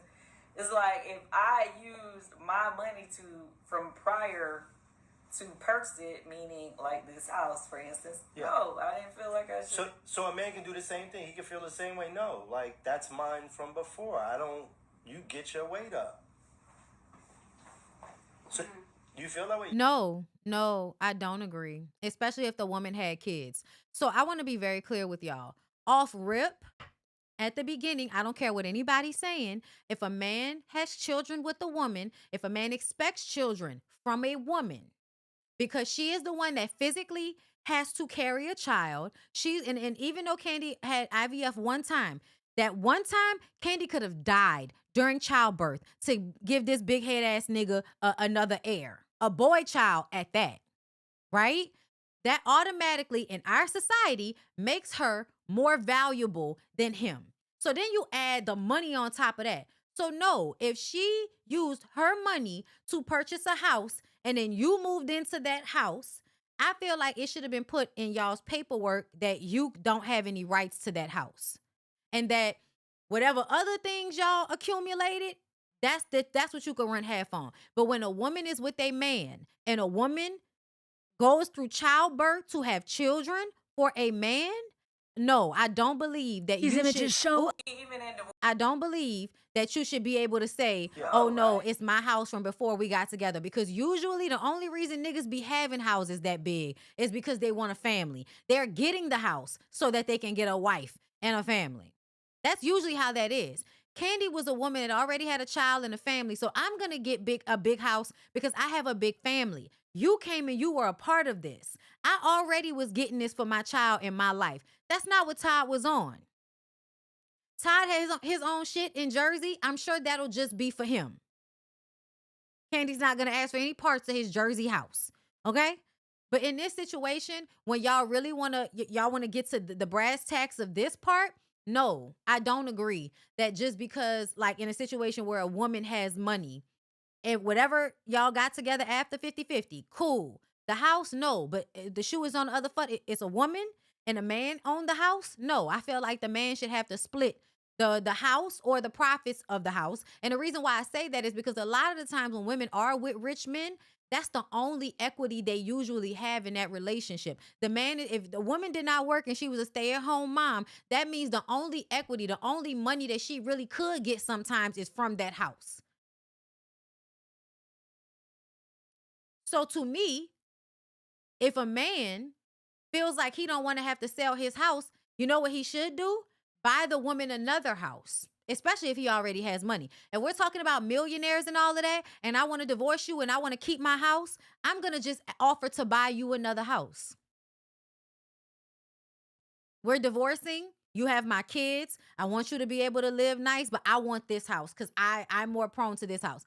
I will buy you another house somewhere else. Most women, especially if the house is up to that woman's standards, most women would be fine with that. Fine. Buy me a house, put it in my name. That's a part of the divorce settlement. If you was going to give me a lot of money anyway, yeah, just buy me a house or give me the house or sell it and split the profits. Those are your choices. But we're talking about a man with money. A man with money, I feel like, should just buy the lady her own house somewhere. Where you want to live? Pick a house. Don't act ignorant about it. Pick something that you know I can afford, that you can afford if I die. Find you a house somewhere. I'm going to buy the house for you. I'm going to put it in your name. I'll pay the first year of the mortgage. Give you some time to figure out what you're going to do. And I'm going to give you some alimony every month. That should help you out too. Especially if a woman has had children for you, if you've been a cheater, and if you got the money. What else are you doing with it? What else are you doing with it? I feel like I should. So a man can do the same thing. He can feel the same way. No, like that's mine from before. You get your weight up. So do you feel that way? You don't. You No. put my name on the Jersey crib. The part you're missing. Stop. Candy. I didn't get offended. Candy, you have to listen. Just listen. What? Listen for 1 second. Why are you talking to her like that? See, I didn't want to say it's his fault. I didn't want to say it's his fault, but when you go back and rewatch this shit off his YouTube channel, the way he talking to her, yeah, no. It reminds me once again that Kandi be letting people walk all over her sometimes. And it take way too much before Kandi pop off and start with the broke up cry. I'm just asking you a question. If a guy has everything before the person and he gets with them, You would be a good man, Bondi. Real talk. I know. and they talking about I going know. to get a house, should the guy be like, well, And it's you very can't simple really to me. contribute as much as I can, so we're just going to stay in the house that we have? Or should he do it? Because you said I'm old-fashioned, so it sounded like you were saying he should just do it regardless. To me, whoever is going to be primarily responsible for the children, I think that's the person, that would get the house if y'all both went in on the house. You know what I mean? Like if, whoever the primary parent is. 9 times out of 10, that's the mother. In their situation, it might be different because he was playing house husband for a little while, which now I feel like might have been on purpose. Okay? So that you could try to make it seem as if you were more deserving. At the end of the day, you still didn't almost die to give birth to these fucking children. And I feel like the way y'all devalue women going through childbirth, I don't like it. To me, I do appreciate the old school mindset that women were actually valued because they were going to have more children in order to give a man, more heirs to his throne and all of this. Okay. Or more hands to help, with the land and all of that. A woman was considered like, profitable because she could create more people out of her body. It's like y'all don't even peep that part. Like that annoys me. Like a woman could almost die, bleed to death during fucking childbirth, and you will act like you and her did the same shit because you the daddy. Y'all did not. No, you did not give the same amount. No, you didn't. If a woman had a baby for you, no, at the end of the day, she is always gonna have given more to the situation than you did because she actually could have died having the child that y'all decided to have. But the female shouldn't. Yeah, I because think the that, guy should have he should have to step it up. So, well, okay, so you let's got just say, it's okay if you got a double standard on it. It's fine. I do have a double standard. Okay. I already said that. I'm Okay, old-fashioned in that way that I feel like if a man wants to put his family and, step them up into a house that the wife can't afford or whatever, because, like, let's be for real, a lot of men want their wives to stop working. Right. A lot of men want their wives to take care of home or just be there for them and cater to them, which is fine. But with that being said, you already know that you're the one that's putting in everything, and everything is dependent on your income, and your income is for both of us, So not just for you. So a female should be able to keep all of her own. That's what we feel. We feel like. And what do you mean female? What do you mean female, Todd? See, words matter, y'all. Words matter. Female, regardless of how much she has, she should be able to keep her own, and the guy has to get his weight up. Okay. Yes. Yes, Todd. In the patriarchy, we do feel like you niggas should have to get it out the mud harder than a woman should. I'm so sorry, but that's exactly how I feel. That's exactly how I feel. Because what time has shown is that when y'all don't get it out the mud, y'all resent women for giving it to y'all. There aren't many women that resent men because he financially secured her, because that's what women are taught, that that's what they're supposed to want. So no, she's not going to be resentful that this nigga paid all the bills and put her in a nice house and took her on trips. She's not going to be resentful of that. Not really. It'll be other things, but it won't be that specifically. You niggas will specifically be angry at a woman because she could provide for you of which you could not provide for yourself. And because you live in this system as a man that tells you that it's not supposed to be like that you as a man are supposed to have your shit together before a woman does, you feel inadequate because of that. So you're going to make her feel bad. That's the reason why y'all have to get it on y'all own. Y'all have to get it out the mud. And that's why women have to be so very, very disciplined in the way they handle their relationships with men. They have to be extremely disciplined, because if not, if they move off their feelings and how they feel like they love and all of that, the men are going to use them. The men are going to let you do all the work, and then they're going to resent you for it. So you have to make them go do it. If you, like, I'm just saying, you have to have that take it or leave it. You either going to go get it or you going to get the fuck out. What else? Fucking off at least one guy every 3 months. That's actually If you're fucking off at least one guy every 3 months. That's actually If you're single, No. I've never been single. That's not true at all. Are you really up here trying to call women hoes and talking about how much they giving up coochie? This must mean you out there watching your homeboys fuck different women all the time. So you're assuming the same way your homeboys or you are running through women, women must be running through men like that. And somehow you have a problem with that, even though y'all still want access to all of these women? Make it make sense. What you be thinking about? What I'm saying is, because you meet somebody, you kick it with them for, well. That's what I want to really differentiate. Kandi, you gave me the coochie in a couple of weeks.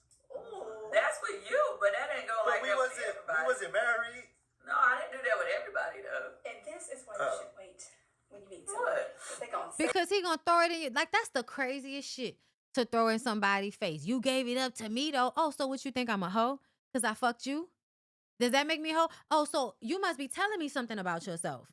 If I'm nasty or I don't care about myself because I let you hit, that must mean you feel like shit about yourself. Please understand how most of these niggas feel like shit about themselves, but they ego won't allow them to admit it. So they got to show it to you in all of these other ways.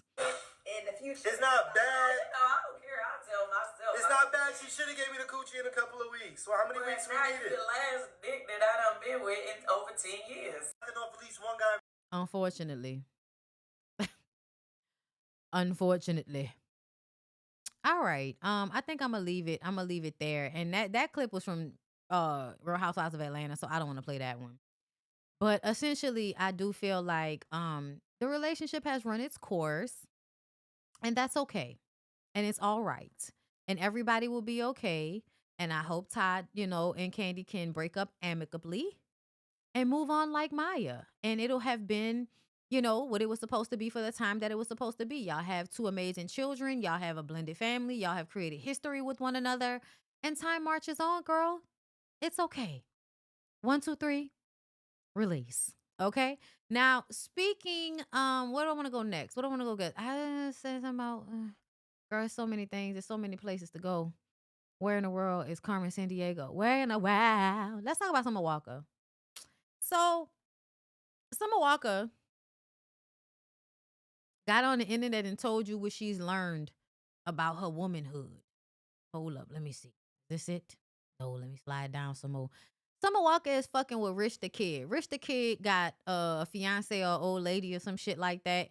And I guess she was harassing Summer.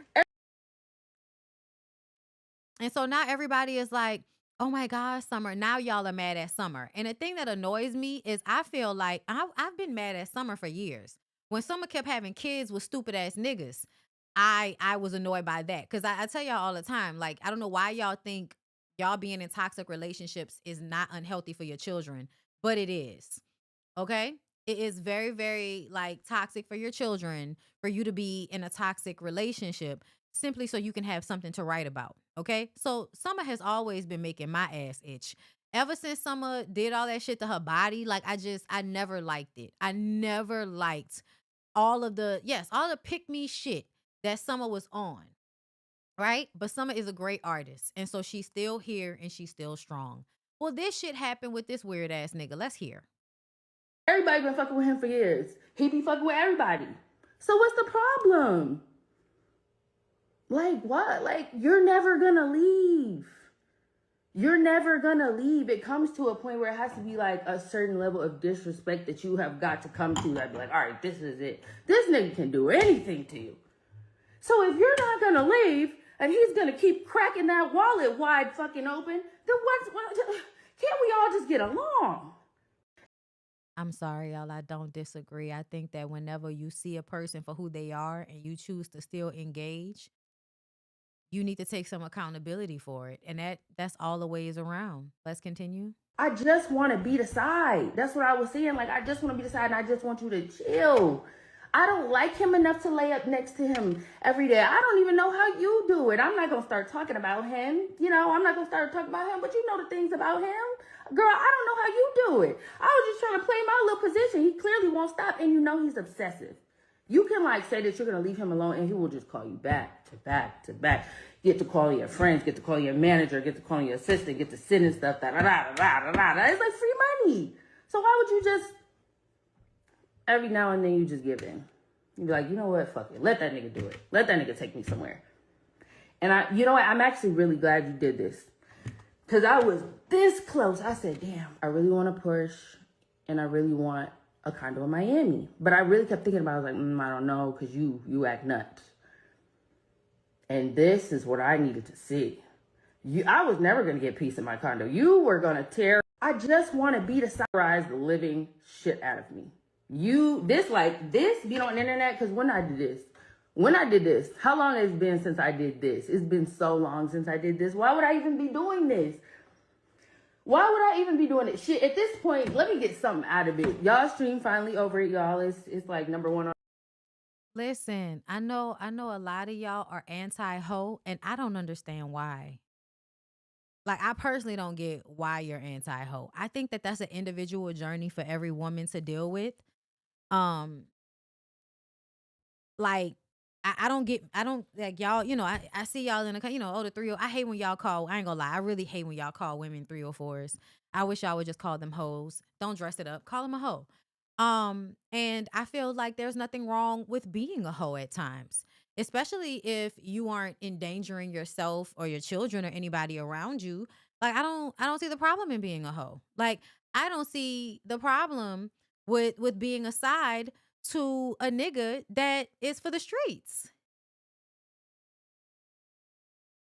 Like, I don't see I honestly, as long as you wearing a condom, don't bring that nigga around your kids. Don't let him upset your spirit.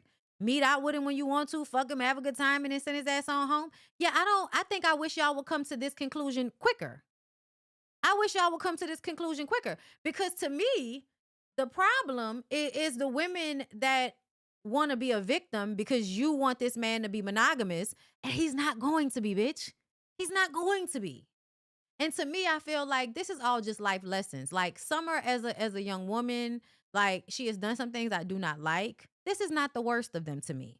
This might be, like, to me, acknowledgement of growth. Like, to get out of the romanticization of relationships. That's what I mean, y'all. That's why I'm not as mad at her as a lot of y'all are. Because to me, this is you dropping the romanticization away. The bird-like thing is when you continue to be romanticized in these relationships and you being delusional, right? The understanding that a nigga ain't shit and I still want his money and I still want the dick and I might have to deal with some fuck shit because of that. But I understand where I'm at with it. My heart is not invested. I'm going to protect my coochie. I feel like, girl, run the wheels until they run its course. Run the wheels until they run its course. These is grown adult people. Because the other girl that's in a relationship with him, she needs to learn how she needs to let him go. She needs to learn that lesson. I'm not saying it's got to be through you, Summer. But I'm just saying, y'all, whenever women step away from the romanticization of relationships and they're like, I'm going to just take what I want out of the situation, I have more respect for that than I do the women who are crying delusionally about a nigga that's repeatedly cheated on you to the fact that you done broke up with him and now you calling the flower people trying to see, like, girl, what? And that's because y'all be so insecure and y'all probably grew up watching toxic relationships. And so you feel like that's how that's supposed to go. But the truth of the matter is, once you see things, you have to see things for what they are. Stop with all of this imagining shit. What is it right now? The man likes to throw out money and he likes to fuck whoever he can because it makes him feel good about himself that he could trick and have access to these women. I understand this. Okay? Now, how am I going to move? I can stop fucking with him. Or I can accept what the situation is, have my good time, and go on about my way. But to me, the thing that aggravates me the most is those of y'all that want to stay in the victimization and you think that you about to be in love and the man is the prize. Girl, and the man something be fighting over. Girl, I'm not doing none of that extra shit. I'm not doing no detective work to find out if no nigga cheating. If I'm doing detective work, bitch, I'm about to be a PI and I'm about to get paid for it. We ain't using skills for dumb shit. On the charts, it's doing great. Like, keep it up. But like, why would I be doing this? Both of y'all are older than me, by the way. You're an old bitch, and that's all. I didn't say it was right. I didn't say it was right, but I do feel like sometimes, like, y'all have to be fucking for real. Monogamy is not natural. It's not. I'm not saying that you should, be okay with people cheating on you and shit. Please don't misunderstand me. But what I am saying is you have to see things for what they are. And a lot of times, y'all, that's not okay. It's not right. What are you going to do? Are you going to remove yourself, or are you going to stay arguing with the same nigga about the same thing? That's what I'm saying. You know what I'm saying?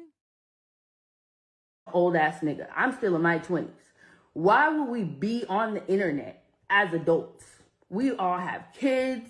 Like, why are we even doing this? I just didn't even get the point of that. But anyway, I'm gonna say whatever I got to say to that nigga, babe. You think I really love him? You think I really want him? If I did, you would be cooked out on the street. Working a 9 to 5, babe. If I wanted that nigga is obsessed. Okay? And see, that's some delusional shit right there, that you think you could control him. Once you realize the other bitch can't control him, you can't control him neither, bitch. So for you to even say that, you still in it a little bit. You still in a delusion just a tad bit if you think you were going to be able to dictate what he did with another woman. That's the triangulation part where the man makes, and I'm just using the man because it's a man in this situation, because women do this shit too. I've been on the other side of it.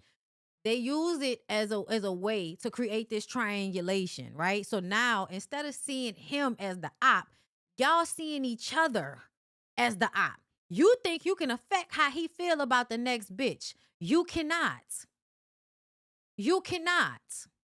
There are so many women out there that I will hear talk all of this bullshit about what my coochie like and what my coochie doing. Da. Bitch, please.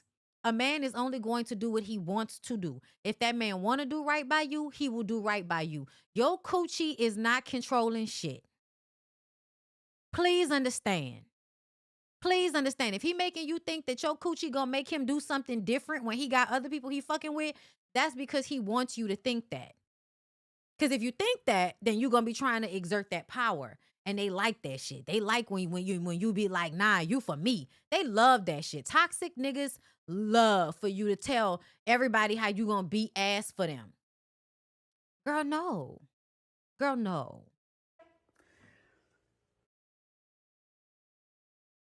The living shit out of me. This being on the internet, because when I did this, how long has it been since I did this? It's been.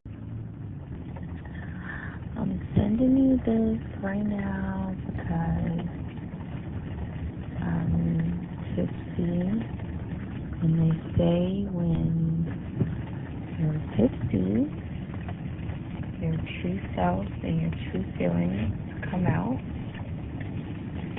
Because, I don't know, I don't want to wait till tomorrow and I don't say it. I miss you. And I want to see you. And I want to hang out. And I'm honestly really glad. I know it probably sounds fucked up, but I'm really glad everything worked out how it worked out, because I want you to be with your family. I'm sending you the. Okay, so I think she went on to say that she just wanted to be a side, right? She wanted him to be with his old lady. This one right here. When we were in Italy and I kept saying that to you, I was like, why aren't you with your baby mom? Like, I'm not going to bother y'all, I promise. Because y'all was never going to stop fucking with each other anyway. That's why I just, like, kind of just fucked our shit up, because she was acting crazy. She's always acting crazy. She be fighting people and everything, calling the flower shop looking for the address. Like, I don't have time for that shit. I can't have a serious relationship with someone when they baby mama act like that. So I'm so glad that y'all are back together. I want y'all to be together forever, and I just want to fuck with you. You know, when you have time, we always have a good time. You treat me so good. I treat you so good. And I'm not gonna bother y'all. Like, you can buy me a fucking, when we were in new phone, since you don't know the number and save it under Pizza Hut for all I care. I'm not gonna post shit, nothing. So that's all I wanted to say. And I know that you're not gonna be weird or like out us or anything like that. New because I'm tipsy. Yeah, she's been drinking. Child, when you drunk, like that's the word. Like, hasn't everybody done that? Like, you're not supposed to be talking to this person, but now you drinking. Okay? Now you drinking. You still might be hurt by whatever happened between y'all. Now you leaving voice messages and shit that you should not leave to fuck ass niggas who old ladies have access to their phones. And they say when Such is life. you're tipsy, your true self and your true feelings come out. Because, I don't know, I don't want to wait till tomorrow and I don't say it. I miss you. Girl, whenever you let them know how you actually feel about them, you get embarrassed. That's just how it goes. That's why you gotta like not do that. Unless a lot of things are proven first. And that's why I be saying y'all be too quick to like niggas. Y'all be too quick to patty cake niggas like patty cake, patty cake, patty cake. Like, y'all be too excited. Niggas wear a quarter zip sweater. Y'all out here acting like they about to run the country. Like, you know what I mean? A nigga says I have to stop being friends with my homeboy over a female because she was 17 and he got her pregnant. Y'all over there talking about protect him at all costs. Raggedy ass nigga been friends with that fuck ass nigga all his life. You think he ain't know that nigga was raggedy?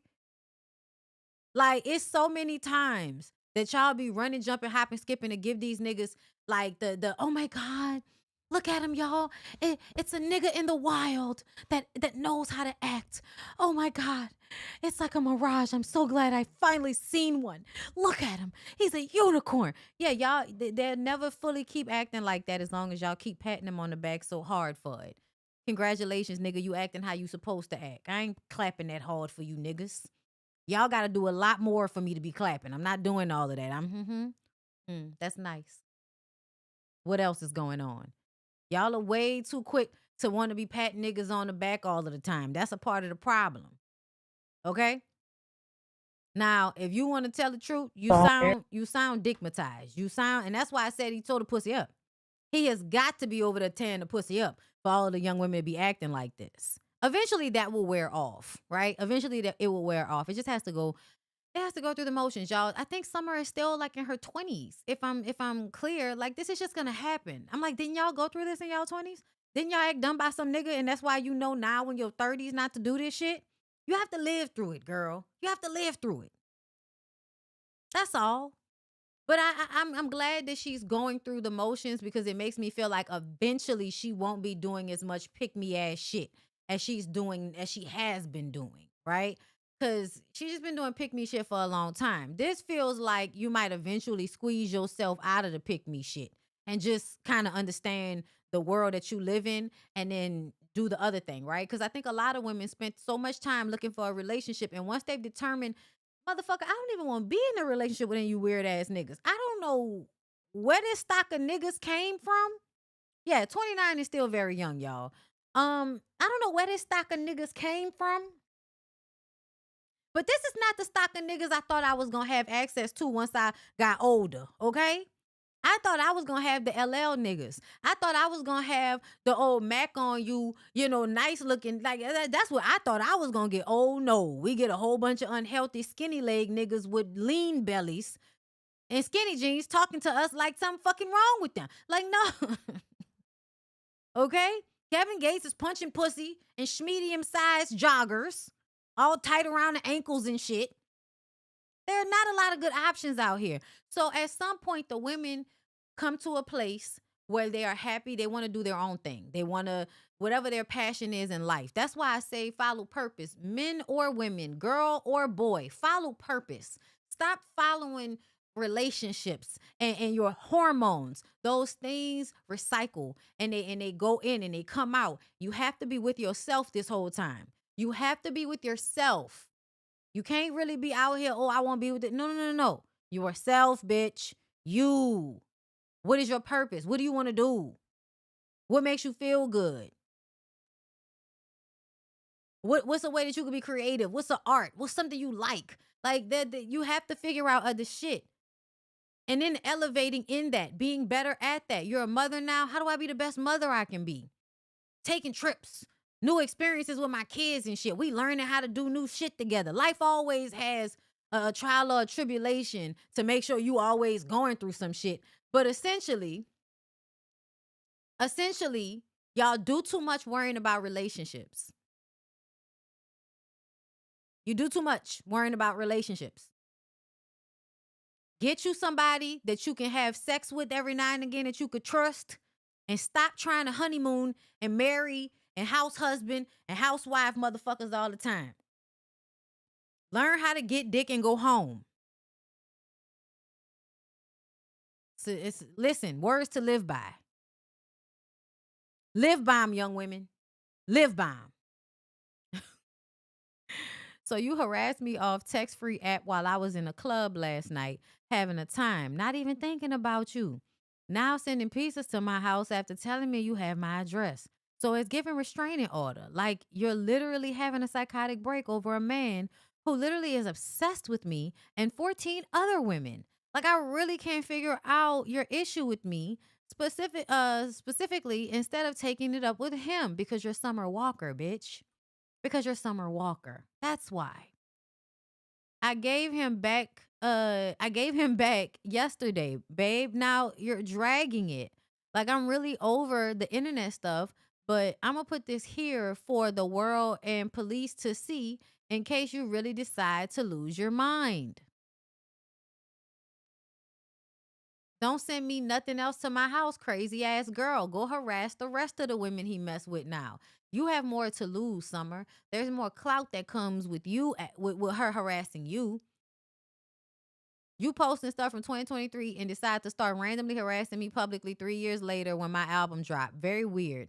Like, really? What's the point? This is why I'll want to be the side. Why would I ever want to be main? Look at your life. This must be so stressful for you. Up every night, going through that man's phone, finding a new bitch every week to to embarrass you.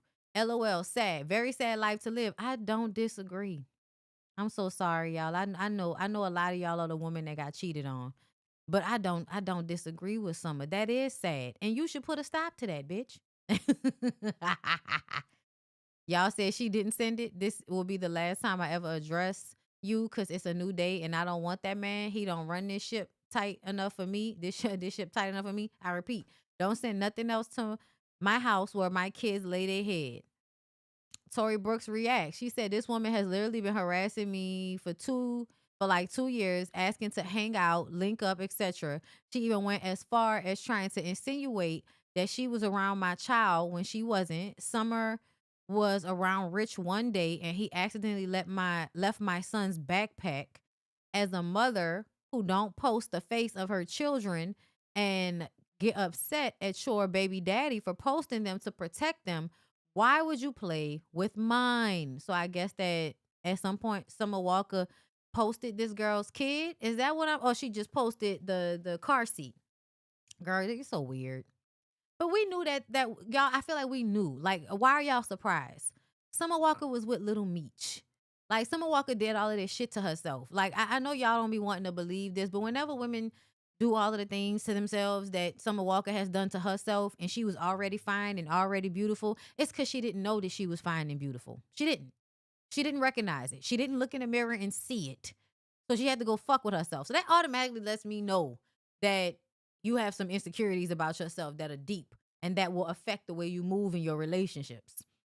Why is she coming at me, though, laughing my ass off? Now, when I dig in your shit, don't play victim. We are engaged, and you know that. Girl, who gives a fuck? Who gives a fuck? Y'all engaged. What that mean? I'm sorry, y'all. I'm not holding y'all hand no more. If you know your nigga is a hoe, please stop. Oh yeah, when she put that nigga Larry name on her face, that was another time. That was another time I was just like, yeah, she not my cup of tea. Cause y'all doing shit for niggas that you just not supposed to be doing for niggas. Like, that's wild. That's wild. And now you fucking with this nigga and he got a crazy baby mama, a crazy fiance. Girl, it was my choice to not get married because Rich and I had a few hiccups. Girl, that's not a few hiccups. He's a cheater. And I knew we had a few things we needed to work on as a family. I'm not in a rush to get married and then have to get a divorce. But what I do with my man in my household is none of your business, Pizza Hut. I'm so confused. Who asked anything about what you and your man had going on in y'all house? I'm so confused. Girl, your man be taking his dick out y'all house. I wish y'all hoes would stop being so like, oh my God. Cause I feel like women find a space to be a victim in relationships like this. And I'm just not doing that with y'all. Bitch, accept that you with a hoe or move on. But I'm not about to be up here with this. We just had a few things we were going through. We had to damn girl. It's literally shit like this. Why I'm truly finally over it. Being a girlfriend is yuck and embarrassing. My love language is through Apple Pay, Zelle, Cash App, and Venmo. And yes, clearly I will say anything to make you keep spending. It's my life, and I'm happy living in that way. That's our business.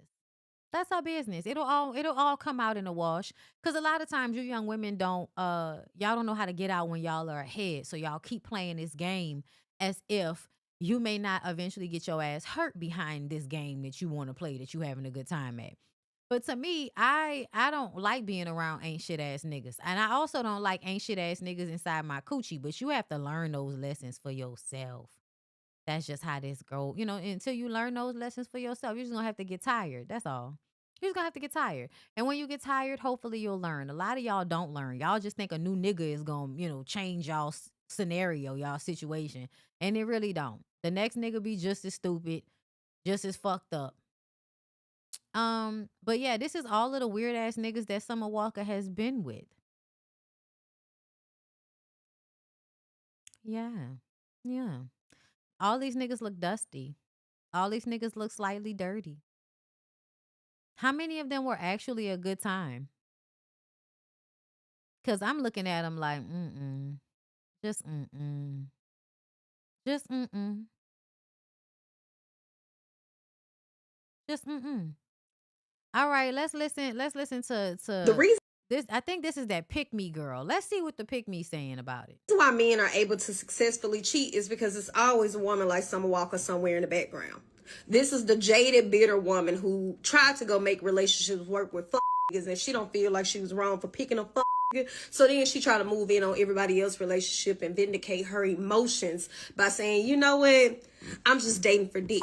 Instead of her actually going to do what she's supposed to do in regards to picking a better partner and stop acting delusional and taking accountability for her actions, she likes to flip the script and become the side bitch so she can cope with what she was just getting in her relationship, which is just dollars. See, the idea is we love to try to downplay being a girlfriend or being a wife because of what men do, when in actuality, you just don't have to sleep with a taken man. And in actuality, you do know these niggas be lying, right? And they were not married. Engaged is not married. I want to be clear. They were not married. That's not his wife. That's not his wife. And honestly, you couldn't convince me that the reason why he proposed to you in the first fucking place is so he could keep your labor. He probably wanted to keep you for whatever it is that you bring to the table, however you are of service to him. He wanted to keep you. So he gave you a ring to keep you around, to make you feel like you're in some type of position. But for you to feel like, Summer, oh, you chose bad, so now you're coming for my man. Bitch, you chose bad too if your nigga can get fucked by Summer Walker. The fuck? And be a little bit more accountable for how you approach your relationships with niggas. Because let's not act like Summer Walker didn't walk into these. The reason why men situations with her baby daddies shocked and surprised that they were doing hoe ass shit. See, we already saw that play. But nevertheless, My issue is not the fact that it is a single woman, because she is a single woman going into a situation doing what she wants to do because she's single. She can't make him sleep with her. My issue is she wants his girlfriend to be okay because she's getting what she wants. And it's like, no. See, y'all become weird when y'all start bothering the girlfriend, when y'all start bothering the fiance, when y'all start bothering. Was she really bothering her though? I don't know. I don't know. From what I understand, the girlfriend is just on, on the rampage. Like, you got a cheating ass nigga, and now your nigga cheating with somebody famous. I know that's got to be, because I don't even know who the fuck Tory Bricks is. I know who Summer Walker is, though. I know Summer Walker, it got the #1 R&B album this year. So I just kind of feel like, no, bitch, you losing it because your nigga cheating on you with somebody that's more famous than the both of y'all. Like, Summer is the one that always is lowering herself in these situations, to be honest. Because, old girl Tory, the fact that you even want to be with that nigga is wild to me. Summer was dead ass wrong trying to be Tory's friend. Yeah, that's some weird shit. I don't disagree with y'all. That's some weird ass shit. But see, here's the thing.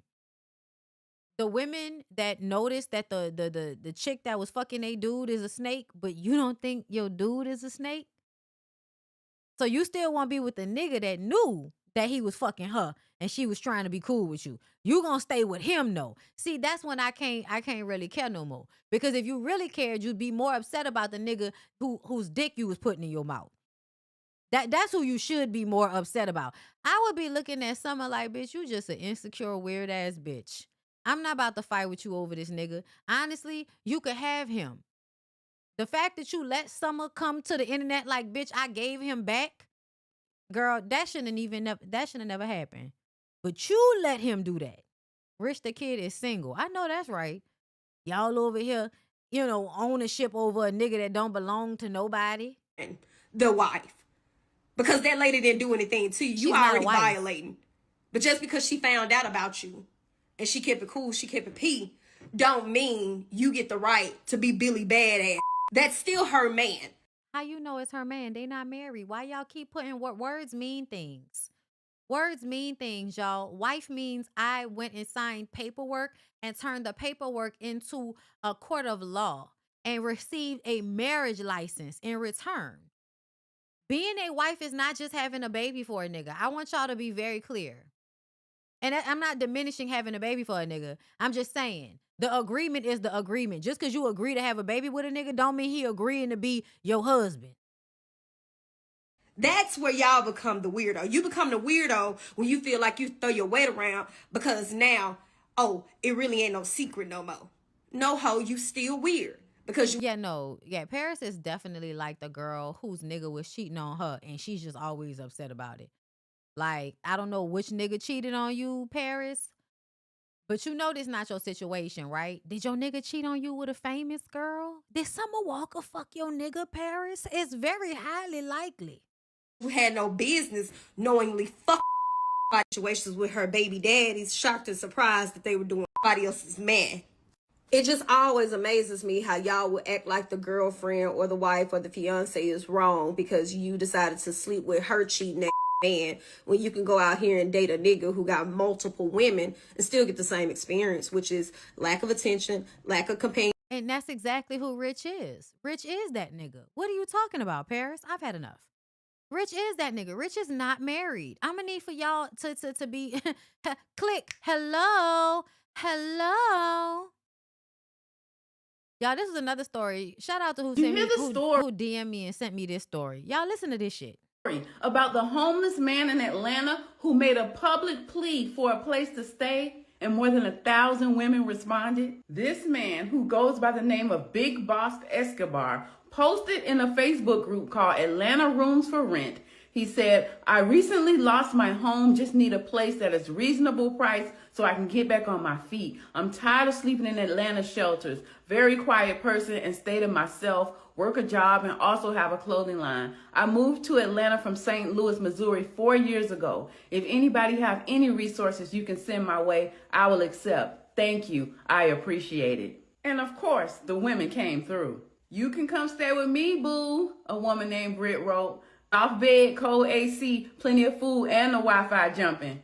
A woman named Tisha Lee wrote, "You can stay with me." A woman named Courtney said, "Woo, if you're in my area, you can come stay with me for free. I'll take care of you." After his post went viral and more than 1,000 women responded to his request for a place to stay, he went on Facebook Live to clarify that he's not just a pretty face. He's looking for something real. I want it to be the woman I'm finna lock in with. So whoever it is, fuck all that I look good shit. Is you really trying to lock in so we can get shit right? Now be for real, ladies. Is you really trying to let me control you so that I could take over your shit? I need you to be a Labrador Retriever, bitch. Don't y'all love how niggas take shit from women and start to use it? Like every time a bitch ass nigga starts to say some shit, he heard it from a woman. White women call their husbands Labrador Retrievers. And recently I heard black women start talking about how you ever see a mean ass woman and then she always got like the Labrador Retriever ass husband and all of that. They be talking about that shit all the time. And I'm like, I don't even like that shit. I get what y'all mean, but I don't like that y'all say that because that's weird. But these niggas do be dogs. So if you're gonna be a type of dog, I would prefer for you to be a Labrador. Thank you. But yeah.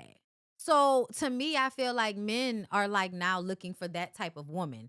Remember when Blueface said it? Blueface was up there talking about he want a woman that's like a Labrador Retriever.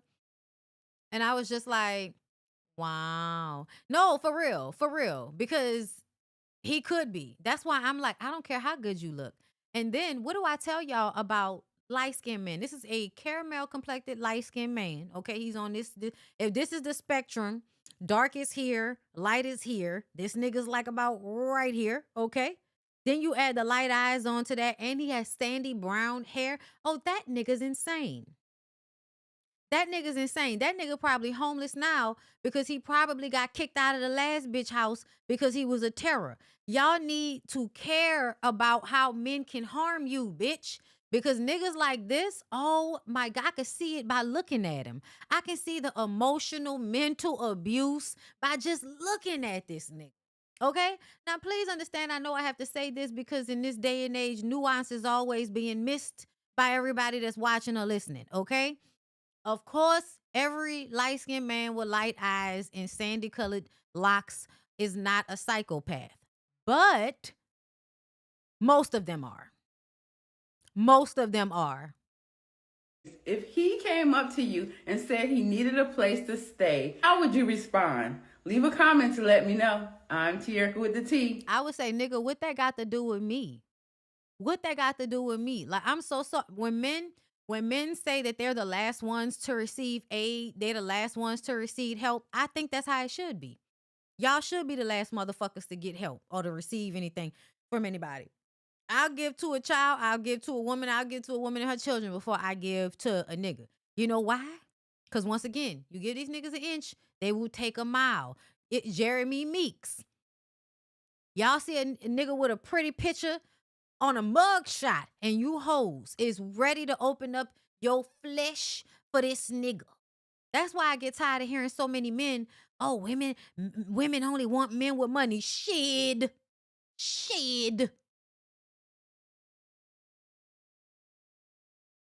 Begging assholes. I need for y'all to care about yourselves better than this. I need for you to assume that a beautiful man can still strangle you to death, bitch. Speaking of strangling people to death, let's move over to what happened down to the Morehouse campus. So this cute little couple, okay, happy because God gave me a Genesis 1:27 man. I don't know what that means, but I already know that's some bullshit. Where did you get that from? I already want to knock you upside the fucking head. God ain't send you nothing. Don't say shit like that to me. Hey, hello, my name is... I was just attacked outside my apartment. Kayla Bryant, and I was just attacked outside of my building in Atlanta. I go to Clark Atlanta University. Oh,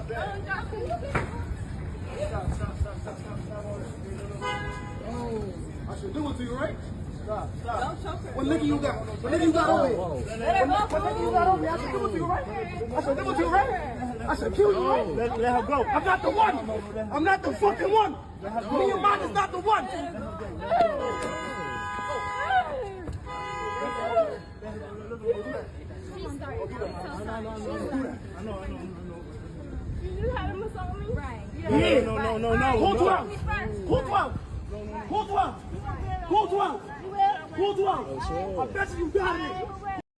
I just want to say, every single man out there, even the men that were pushing him away, all of y'all, for lack of a better term, are pussy.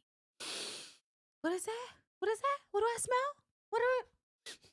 I smell pussy, because what the fuck? What is this? What is this? Somebody should have been fucking that nigga up out there. All these big ass, grown ass men bitching up to this crazy ass nigga. Somebody should have been out there beating that nigga into the concrete for the way he was trying to strangle that girl. Who 12? She hit me first. Who 12? Who 12? Who 12? Who 12? Who 12? Who 12? Who 12? I promise you I hit your body. Who 12? Who 12? Who 12? And see, this is what I'm saying. This is why somebody should have fucked this nigga up. This is why. Because he's still not stopping. He's still right there. Now he feels even more emboldened because everybody around him is acting like they're scared. Everybody around him is acting like they're scared. Where your man at? Where your man at? Where your man at? I promise you I'll get a body today. Where your man at? Who the fuck wants a man if this how a man act? Because the truth of the matter is, old girl in the orange shirt, you getting your ass beat by this nigga too, and you can't tell me no different. Where your man? Where your man at? Where your man at? Ride it. Ride it. Ride it. Pussy. Ride it. Or what? Or what? We have a shuttle that transports us from our campus to my apartment, and I get on that because I can't drive nor can I see. So when I was getting on the shuttle today, I sit in the back room like I normally do, and a couple walks on, and they they sit in the chairs in front of me, and they start kissing and stuff. So I maneuver to another seat, and I'm listening to music. And as we get off the shuttle, the man starts stepping on me, and this is my feet size. Okay, that doesn't matter. My feet size. I wear a 6.5. So he steps on me, and I say, excuse me, can you apologize? Can you say sorry? And he didn't say anything. So as I'm walking off the shuttle, his girlfriend is standing there, and she's like, is there a problem? And I was like, yes, he just stood on me. Like he stepped on me. She was like, you all up in my face. You're busting, you all up in my face. I'm like, bitch, he just stepped on me. Oh my God, your boyfriend. She mushes me on my face. And I like try to swing for her back. And she's like, you got it, babe? And he starts choking me like this onto the ground. And me and her fall onto the ground. And I'm not letting go because, like, what the fuck is happening to me at the moment? Like, he's choking me and you are like, I don't know what's going on. He picks me up off the ground and starts strangling me like this, and I couldn't breathe. And I was kicking off the walls and stuff to try to gain some sort of like balance. And he's telling me he's gonna kill me. And he's like, you want that? You want? Who the fuck said she was slow? Who said that? She just seemed like a child to me. That I'll kill you. All of that, like. I'm telling me, go find your boyfriend. And I'm in Atlanta by myself because I'm just trying to go to school and go to work. That's all. I don't have a boyfriend. I had two. I only had two boyfriends. So I was just attacked. And the police are trying to look for them. I don't know what to do. Then I put in like videos. They like scratched up my face. And then there's like bruises on my knee. But yes, my name is Kayla Bryant, and I was just attacked. I go to Clark Atlanta University, and yeah. And plus, college is already like you out there by yourself. You might be away from your parents. And also, I don't think there's anything wrong with saying excuse you. Like, what the fuck? No, he should have apologized. He stepped on her feet. Like, say excuse me, bitch ass nigga. To me, The fact that they even, when she said they first sat down next to her and they was making out and all of that, to me, you was looking for something. Like, in my opinion, when people act like that out in public, they're looking for the response. They're trying to do something so that if somebody speaks up for themselves, they can now unleash all of their anger. People like that are humbuggish. They looking for somebody to point their anger at. And see, like them little couples, I can't stand that shit. I can't stand little girls and even grown ass women that be with bully ass niggas and start shit with other women because they know they nigga gonna come and fight on their behalf. I don't like that shit. You're grimy. You're grimy. You're grimy. And that's somebody that went to Clark Atlanta and was accosted, not by another student, but by like just niggas that's in the vicinity. Niggas that used to be on the street by the grocery store when we used to be coming from the MARTA and I be walking back to my apartments on CAU. Yes, I've told y'all the story before about being accosted by a nigga because I was walking with my girlfriend and all of that. And they mad because they see you walking with a masculine woman. Y'all, if y'all holding hands or some shit like that, now they trying to like accost you. No, he should have apologized. She's not wrong for saying, excuse you. She's not wrong. You stepped on my fucking foot. And how the fuck you in college and you don't know how to say, excuse me, love, my bad. You're in college and you don't know how to say, excuse me. You knew exactly what the fuck you was doing. I believe the nigga probably was already angry. And y'all don't realize a lot of times niggas be angry, but they go home and they fuck you. And now you got a sore pussy wondering why, he was all harsh and shit with you when y'all was fucking, because niggas be mad. And a lot of times if they don't have nobody to fight with, they'll let their anger out on your coochie. Please understand this. That nigga's crazy. They say they arrested him because he strangled her and it was on camera. I'm glad they did. And this is why I had the conversation I was having on social media about the quarter zip situation and about how y'all have to stop overly praising people in general, but specifically young men and grown men. All of this overpraising because they look a certain way, because they're fitting some type of criteria that y'all think means that they're more susceptible to being stable or more susceptible to having a career, accomplishing goals and shit. When the truth of the matter is, pimps wear suits and niggas that stay in a mama basement got some of the nicest clothes that anybody could put on to make y'all think that they have something that they don't have. Looks maxing. That's what we're calling it now on social media. For you to be, here we go. They was big mad at this girl, but when you actually listen to what she says, she wasn't wrong. And I don't like shit like DC Young Fly. Some people shouldn't talk. You know why, DC Young Fly? Because you one of those people that maximizes off this bullshit. You get to put on glasses and a sweater and talk about God, and now all of a sudden we don't get to see you as the fuck nigga you may truly be, correct? Maybe I'm too woke, but I don't find the quarter zip shit funny because I also didn't find it funny a couple years ago when all those black men put on suits and then stood around in suits. I don't understand what men in general, but especially black men's obsession is with defining themselves by their clothing and not really actively doing any. It's not deeper than just like, well, we can put on suits. I can also put on a suit. What is the point that you're trying to make here? Like, it's like costume. Like, let's dress up as this. And another thing, transitioning from YN, like, what are you talking about? Being a YN is a mentality. And I feel like what y'all are excited about is the possibility of hiding who you truly are with clothes.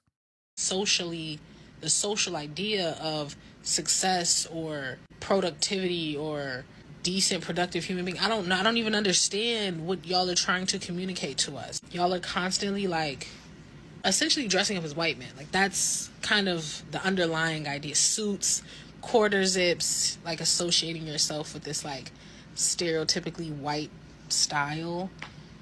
She's not wrong. She's not wrong. And y'all be so willing to just ignore anything a Black woman says when she is absolutely right. Our assimilation, yes, has grown into us finding ways to express ourselves within the assimilation, but please understand this need to fit into a white professional aesthetic has internalized racism tied to it, which is why you have to be very careful of how you confuse a look with the actual integrity of something. Like, maybe I'm too woke, but hello? Do y'all not see how that's, one, offensive to you as a Black person? Right, because it shows that you think you are only valuable when you are assimilating. You're only worthy of a certain type of respect when you are dressing in a certain manner. And that's a problem. No, I don't agree. And at the end of the day, let me tell y'all something. I feel this way down to the bottom of my fucking toes because I grew up in a place where you don't know what you're going to get based on how somebody look. When Girl La La Daddy was talking with that mouthful of goals and he said that ignorant shit, I already knew what I was going to get from him right before I saw him open up his mouth because I saw that mouthful of goals. Now, let you be a nigga with some goals and you start telling me about this book you read about this, and that. And how, you know, one time you had read another book and da-da-da-da. And now we can have a conversation that lets me know where your mind is.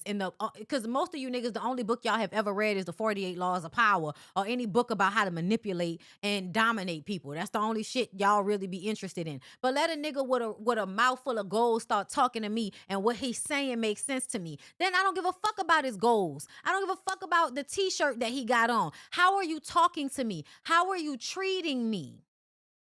Because what I've learned is it don't matter how much schooling you have. It don't matter what type of life you promote yourself to be living. You can be a disrespectful, raping, killing ass man. So no, your quarter zip and your button down and your fucking Stacey Adams shoes are not going to make me believe something about you that I have not seen through your actions. No, I don't think we should, at least they dressing apart. They could get a job. What they fucking do? What they fucking do? I don't see y'all out there giving all of the millions of women that don't dress like Cardi B and them, like y'all don't give those women any props for dressing a certain way. You just call them hoes in a different way. Or you put them in a box, you compartmentalize them as a woman you would want to be in a relationship with, but those women you still mistreat. We get up every day and dress in a way that's supposed to protect us. And do y'all know what y'all still do? Y'all still rape us. Y'all still beat us. Y'all still talk about us like we are inanimate objects to be procured, right? And put on a shelf to make you feel validated as a person because you have a woman next to you. You objectify us every fucking day. But you want us to be falling all over ourselves because you put on some Abercrombie and Fitch. Upholds white supremacy, but is also reductive of your like humanness. I don't know. It's like everything all the time with them. Nothing latches. No, for real. And she's not wrong. Look at some of these comments. I absolutely love to see it. Keep it up. And y'all, I am a woman whose my grandfather was born in 1921. All I ever really saw this man wear was suits. I love a good suit. I love it. But I also understand it doesn't mean shit. It's just a suit. It's just wrapping. It's just clothing. It doesn't mean anything. And also, as a person that is stable in their life somewhat, I could always be doing better. But as somebody that's not struggling for anything, you having money does not fascinate me. What else? What's really hard is for you niggas to have a good personality and not be misogynist. What's really hard is for y'all to not be problematic in some type of way, whether it be abusive towards women, hate your baby mama, resent your mother for something, hate women for some fucking reason. That's what I want y'all to work on. I don't give a fuck about what you have on. I don't care what you have on. Y'all mad. So mad. Youngster. No, y'all are stupid. Look at this comment. This is TC Carson. This is about understanding Black history, the history of fashion, and how Black men have always influenced it. Understanding how we have always used fashion as a way to alleviate and set us apart, using things accessible to us. Always challenging the stereotypical norms that are put in front of us. We need to teach our youth better. That's real cute, TC. That's real cute. But at the end of the day, Black men need to do more than dress. In 2025, you need to do more than put on a suit. He must have forgot. There was one episode of Living Single where Kyle got read the fuck down by his little brother that said, you know, you could wear all the dashikis you want and you still ain't never been to Africa. I may not dress like that with my flannel, but I'm going to take my ass to Africa and experience it, because a lot of times y'all be about the look, but not about what it actually is, Kyle Barker. Right. Like, y'all act like these niggas is out here. You know what I'm saying? Girl, that takes me to this clip. Well, where's the other clip, stupid ass niggas? Because this is a part of the thinking, right? Y'all, instead of growing, like instead of adding on to what we should be expecting of young men as time goes on, y'all just take shit away. Y'all want to expect less and less and less and Nah, less. but serious. We can't even expect niggas to know how to read now. His voice on some G shit though. We gotta start teaching our kids though, just financial wealth and literacy and all that shit early, because by the time they get to 9th grade, they should be just learning how to start businesses and how to. But they don't really need to know how to read. Wait, stop. I ain't gonna say that. I say that respectfully. I'm not saying that in a way to be literate, because you're not supposed to be illiterate, but you can. What's more important, reading or math? Math. Told you. Math. I think you could listen to a book on YouTube. You can still obtain the information. You don't have to know how to read. How are you going to type it in? How are you going to know? How are you going to know to type it in? You can't even create an account for YouTube without reading. You can't create an account for Amazon where you can do Audible. You have to know how to read in order to read words on your phone. Money? Read. That's not reading. And I don't know who this shitty booty, weird ass nigga is sitting next to him with all of this jumping up and down, but Joel sounds like he's back on drugs. And as I said in my comment, let's not forget, Joel's teeth fell out of his mouth from all the years of drug use. Somebody else said something else about, no, not just not taking care of yourself, drug use. Joel's had like some serious teeth issues because of his drug use. Okay? He is a drug addict. I don't want any advice about education from people that never really thought education was important in the first place, which is why they got into contracts that fucked them over, because they think education and words and understanding them is not that important. They just need to know numbers. Math is literally reading numbers. Understanding, I believe common sense is better than everything. I'm a common sense nigga. I'd rather have zero book smarts and common sense, be able to read the room, be able to read life, be able to read people. And that's a part of the problem, is that y'all grew up separating those things, when the truth of the matter is, if you were really able to read people as well as you say you are, you wouldn't have had a drug problem like you do. Let's be very fucking clear. Y'all I watched Eddie Murphy's documentary on Netflix yesterday. And if I could be like any comedian for real, even though I love some of Dave's work now that I'm older, if I could look at somebody who's living a life that seems closest to what I would find as enjoyable, is Eddie. It's Eddie. The only issue we've ever had with Eddie is that Eddie might be colorist, prefer white, damn near translucent black women. You know what I'm saying? Like colorism. Main issue with Eddie. Besides that, never really had too much of an issue with Eddie Murphy. Okay? And when you actually hear, I could hear Eddie. When Eddie was talking, y'all, in that documentary, I could hear how smart he is, but how he doesn't want to talk about how smart he is. Because then the niggas that grew up liking him are not going to be able to identify with him because his head is so ahead in my, like, that's what it seemed like to me. Y'all tell me if y'all saw it and y'all picked up on that. It was so many times I felt like he was getting ready to say something.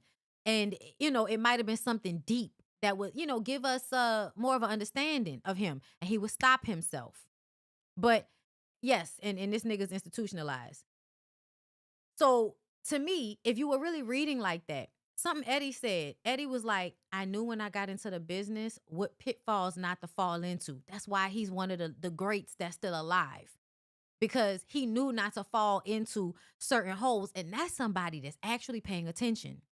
Somebody that's actually paying attention and reading the room is the person that doesn't fall into the cracks that everybody falls in when they're not paying attention. Jewels, you fell into the cracks, nigga. You fell into the cracks so hard, you lost your teeth. You were in jail because of your drug use and because you were probably too high to remember that you had a gun with you at the fucking airport.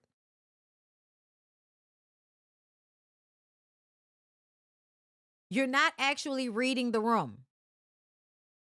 Try to understand people, understand, you know what I'm saying? Like, yeah, Eddie's probably a hoe. Like, he's a hoe. We'll give him that. Never drinked, never smoked cigarettes. Said he didn't smoke his first joint till he was 30. And something tells me he's still, like, you know, Eddie looks like the type of guy that might have edibles or the little weed drops. He may not always like blowing, but the way that house set up, that nigga's blowing ever so often. He probably one of them one joints. You know what I'm saying? They got a lot of old people that just smoke one joint whole day. That one little joint might last them 2 days. They pick it up, they hit it 2 times, and they put it back down in the ashtray. And they'll come back the next day, hit it 2 more times, and then put it down. You know, that's how old people smoke weed. He might be like that. Nowadays, you can listen to a book. I just listened to the 48 Laws of Power not too. When he said that, I said, of course. Of course. Because all red pill, dumbass niggas that don't read no other books gonna tell you about motherfucking 48 Laws of Power. I wish y'all would go read some books written by women. Please, somebody, somewhere, go read a book by a woman, and I pray you would be freed from the entrapment that is in your mind. You gotta read your contract, Els. You don't have to. You can listen to that too. They got apps you can put it in and it'll read it to you. Are you crazy? Asking him if he's crazy because he's saying you should have to read some of this shit for yourself. Y'all, that's a part of the problem, is how stupid people look at smart people and question them as if something's wrong with the smart people.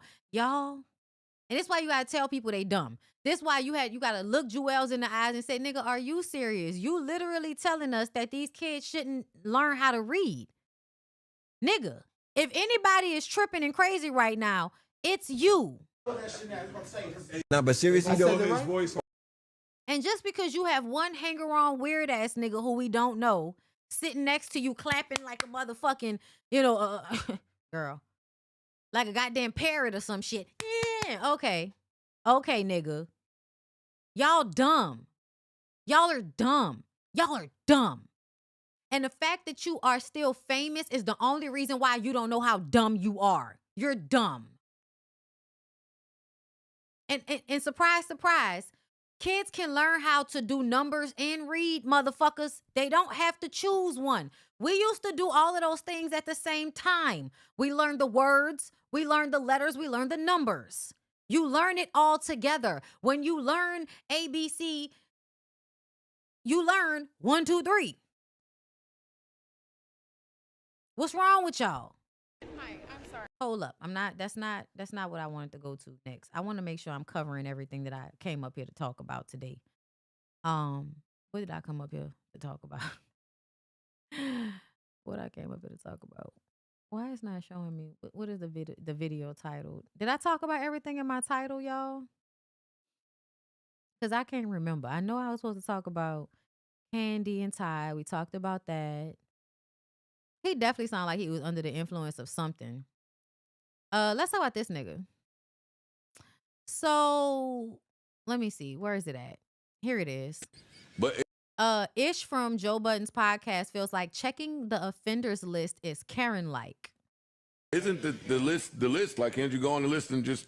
No, you put in your address and it'll show you. It shows you a map. It'll show It's a Megan's Law list. All the registered people in the neighborhood. Remember the Not Like Us cover? Yes, it was that. It was that. Okay. Yes, that's exactly what comes what up. it looked like, Joe. You put your. And you're saying you think that's Karen shit?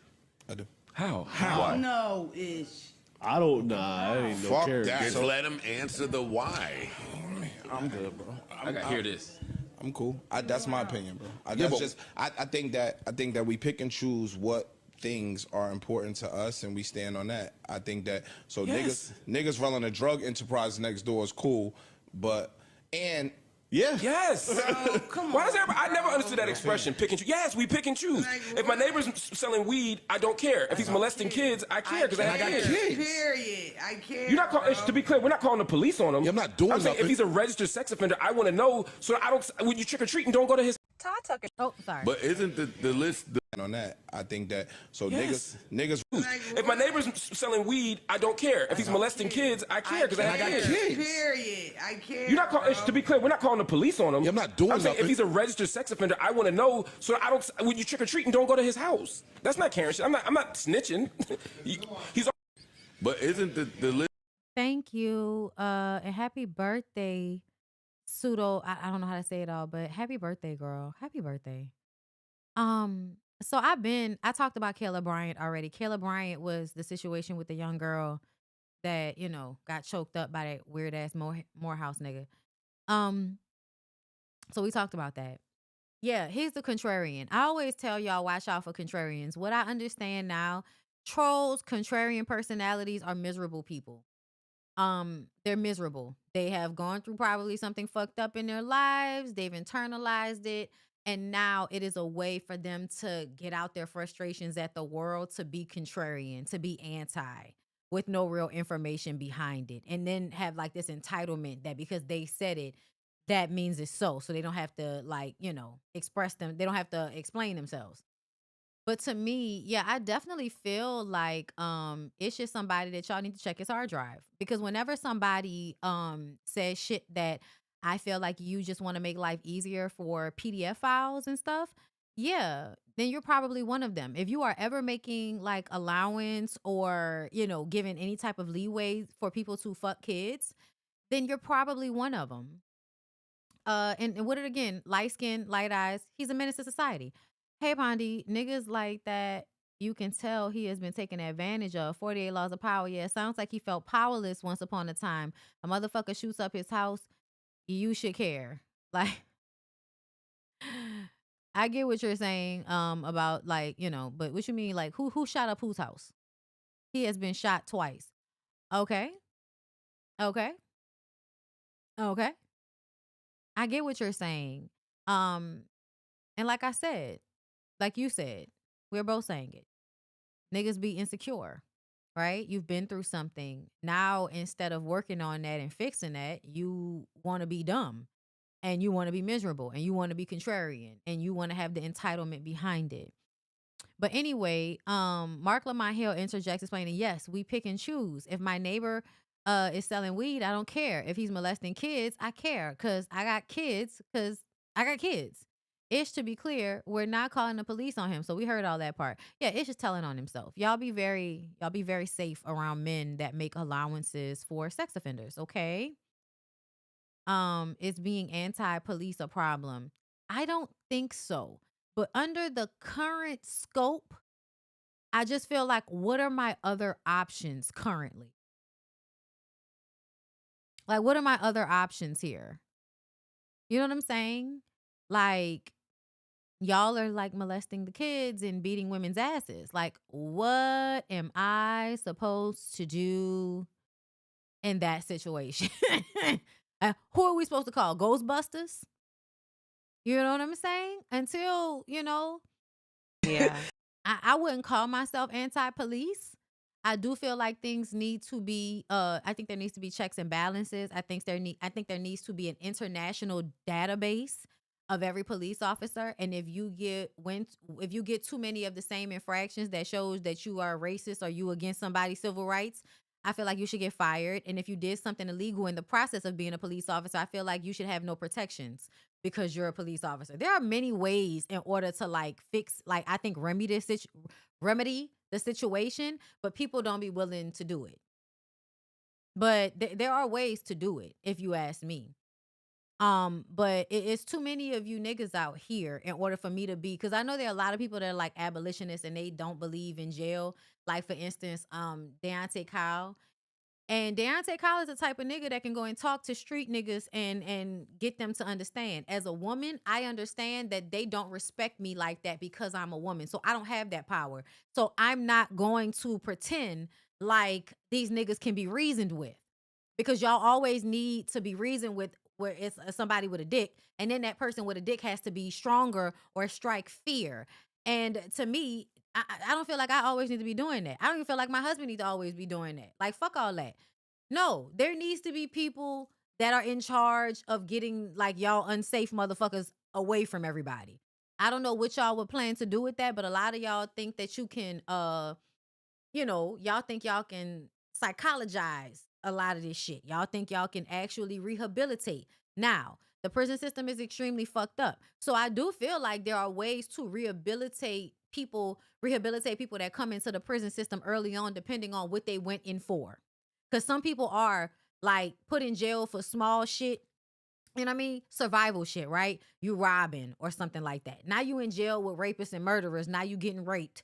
Now you traumatized. You get out of jail. Now you're a rapist and a murderer because of what happened to you in jail over a fucking robbery. Okay? But then some of y'all niggas have been assaulted as children and then were also groomed to view girls as, prey for you to prey upon and take advantage of. So we have to keep all of these things in mind as we're deciding, anti-police, abolitionists. Okay, cool. What do we do with the people that we can't rehabilitate? Because I am here for just sectioning y'all off, but not like, being like just having things in place. Like, yes, niggas need gardens, outdoor spaces. Y'all need prisons with windows and shit. You know what I'm saying? Like, I want it to be more humane, but I also want y'all to not be able to come out here with the rest of us, because your punishment for not being safe is that we don't need to be around you. So I don't know how I could be anti police at this point, but I definitely feel like there are not enough good police officers, just like I feel like there aren't enough good enough men. And so when my house got robbed, that was really hard for me.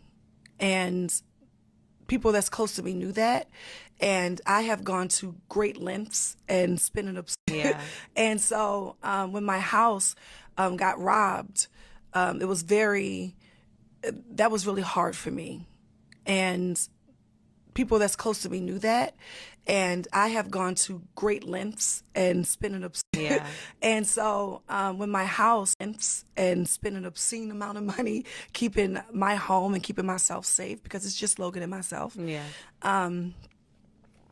And when that was violated, that was like, wow, so y'all giving out my address now? Well, y'all know. Because I know everybody was like, well, she lived with her mother, and everybody thought and spending an obscene amount. And everybody thought I was having financial issues. No, that wasn't the case. I just didn't feel safe anywhere. Yeah.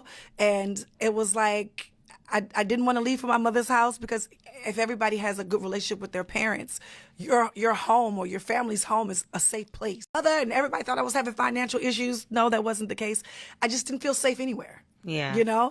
And it was like, I didn't want to leave home as a safe place. Mm-hmm. So for me, it took me a long time to actually buy a house here that I actually lived in. Like, I have 3 that's just sitting here in the city because I just didn't feel safe enough to move into. Yeah, so when they gave out that address, you just felt like they already knew home is a safe place. They already knew what you was going through? Yeah, man, because, not only did he send it to my house once, he sent it to my house 3 times. He sent it to my house. He had someone walk it up to my house. He sent it where they sent it through U.S. mail, and then they sent it through. They already knew what you was going through? Yeah, man. Through. And it said your name on it, said obviously. My name, where I was, and sent it through UPS. And I'm like, I mean, are we being intentional here? Yeah. You know what I'm saying? So I was really upset about it. And unfortunately, at that table was the first time that I had seen it through. And you told them, like, I got a cease and desist. Who And nobody said anything. Because it was never a factor of a cease and desist. It was the fact of who gave out my personal information. Yeah. My home. You told them, like, I got a cease and... Okay. So we talked about this over and over again. Nobody doxed Tamar, okay? I don't know what she's taught. I think she got robbed or something like that. I can't remember exactly what happened, y'all. So forgive me for not remembering that portion of this story. However, when it comes to the family lawyer trying to send you a cease and desist so that you don't talk about your brother on your show, she is milking it. She is milking it. She is putting 20 on 10, and she's working on my fucking nerves. I'm sorry, y'all. Tamar triggers me because Tamar reminds me of the type of person that will say and do whatever they want to do, right? In these scenes where she's jumping in people's face and you so tough and all of that.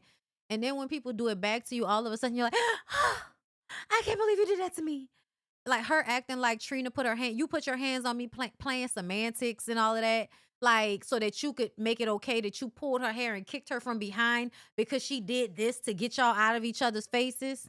Like, I could deal with Trina being, a pick-me.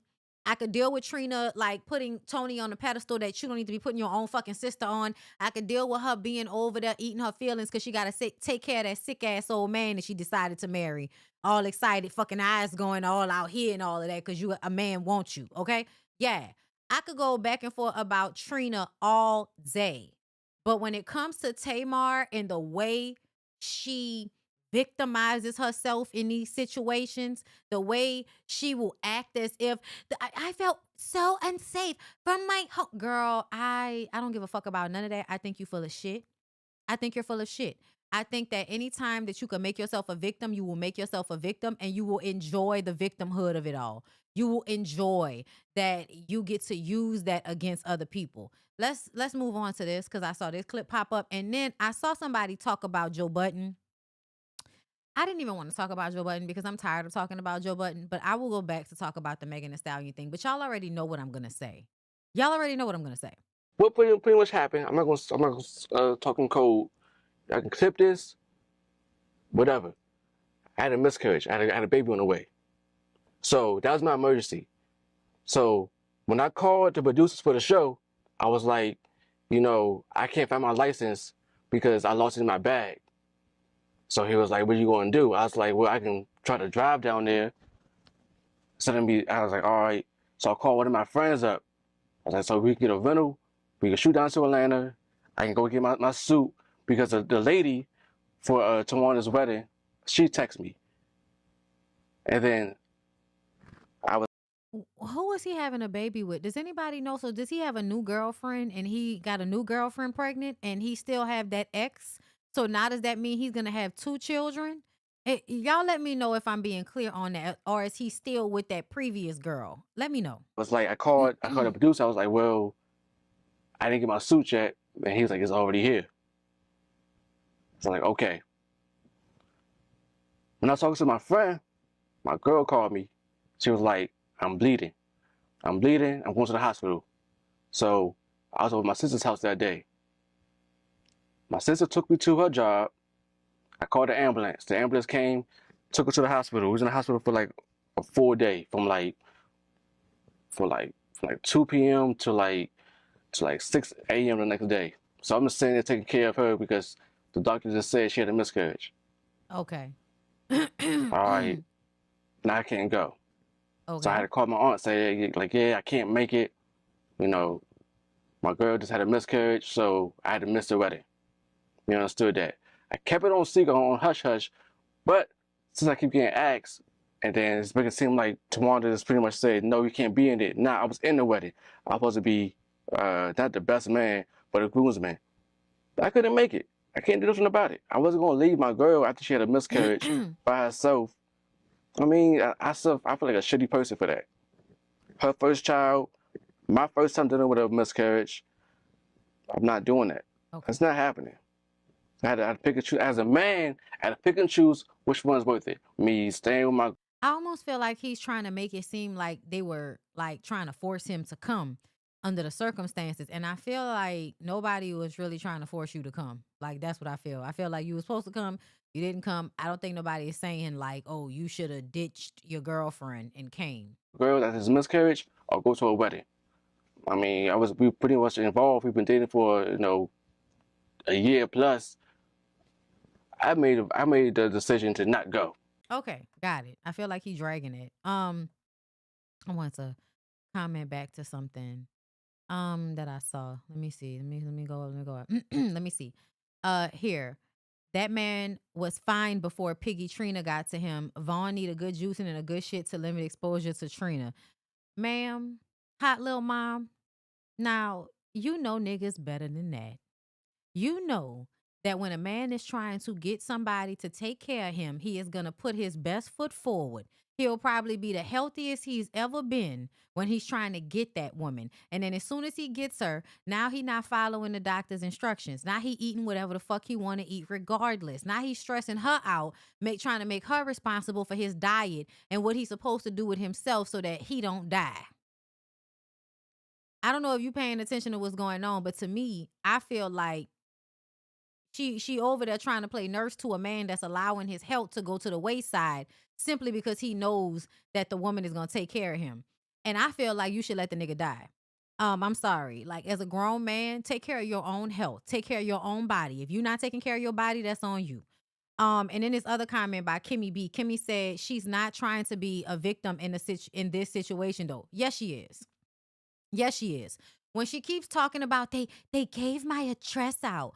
Girl, they gave your address so that you could get served a cease and desist. Then she acting like they were trying to stop my business. They were trying to ruin my business. Sending you a cease and desist about a subject matter is not going to stop your business. She's overreacting. She also could have ignored the cease and desist and still did what the fuck she wanted to do. So when I say she's trying to be a victim, just because they did some flaw shit, she's then exacerbating it. She's making it bigger, right? You can't just be like, y'all knew what was going on and you ain't even give me the heads up. Now she telling us that they sent it to her a few times. So that means you knew them people was trying to send you that cease and desist and you were ignoring it. So now, why are you acting like the other siblings were supposed to come and give you the heads up or some shit like that? When it was obvious you knew because they had to send you multiple. And yes, Trina has been eating her feelings. But what I feel is that whenever somebody's stress is exacerbated, whatever they fall back on, that's what they fall back on. It don't matter who the person is that's, causing the stressor. But like, to me, Trina eats and drinks. That's why she be looking all fluidy sometimes. She need to get that shit together. But it doesn't help when you get into a relationship with a man that's just waiting to get into a marriage with a woman so he can let himself go and make her his nurse. So that's what I mean by that. Y'all got it. Lauderdale just said in the comments, she's very much still drinking. And you could tell that it is adding to the fluffiness. And it doesn't even matter because to me, if Trina wasn't a pick-me, this would not even be a topic of conversation. Her weight nor her marriage would I have anything to say about if I didn't feel like I was seeing what I'm seeing, which is another example of a man weaponizing his health in order to get all the attention from a woman, and a woman being so thirsty and desperate for marriage and for some man to validate her as a woman that she's willing to go through this stressful situation with some nigga that she met, how many years ago? I know they've been married for a few years, but girl, I'm not about to be doing all of this nursing and shit because you done came into my life when your ass about to die and now you want to nurse out of me, nigga. No. No. You know what I mean? And I do believe that Trina was in a little bit of a better shape. But when your husband is sick, it's stressful. It's stressful. And when men are sick, they're miserable. It is what it is. You know what I'm saying? Let's see. What else? But yeah, no, I need for y'all to be able to see Tamar a little clear, y'all. Yes, Tamar is the kid that when she was younger, somebody did something to Tamar and Tamar said, hey, everybody, this person did this to me. And then in order to protect whoever hurt Tamar, they ignored Tamar. So now Tamar feels like y'all always owe her attention And so I do think she be blowing shit out of proportion.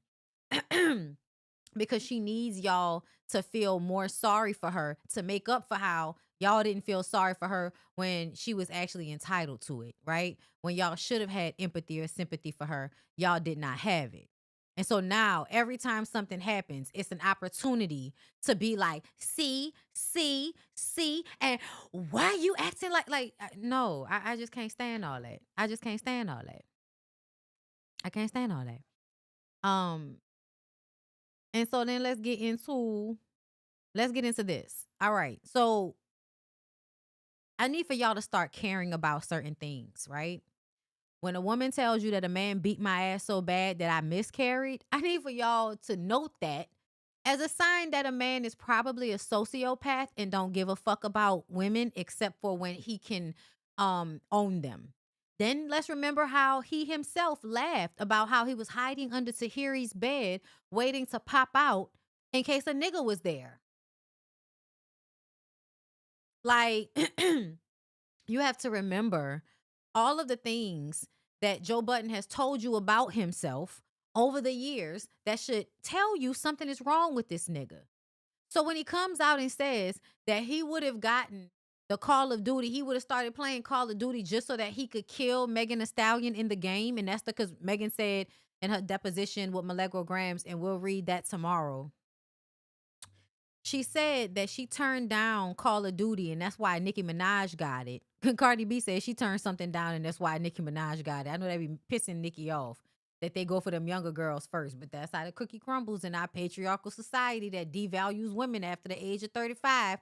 But anyway, so he says that I'm mad that she didn't do it because hold on, let me see. I wanna see, did they have audio? No, this is just people responding. Let me read it. He spoke on Megan turning down the opportunity to appear in the game after finding out she'd be a shootable character. After that reveal, Mona, aka Don't Call Me White Girl, and Mark Lamont chimed in saying Meg made the right call. Mona added that would have been killing the fuck out of me. They would have been killing the fuck out of Meg. Joe responded, I don't even play Call of Duty. I would have bought it off the strength.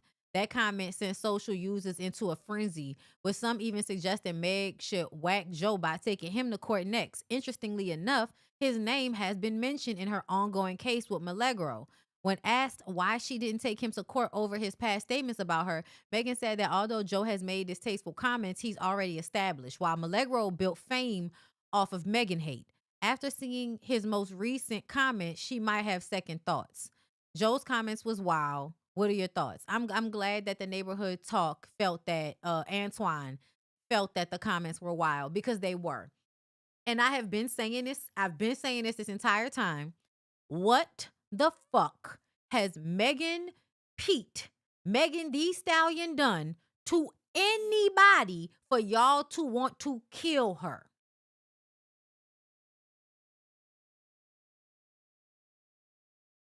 I will wait. And if you tell me being a hoe, I'm going to tell you being a hoe is not death worthy. It's not even really illegal.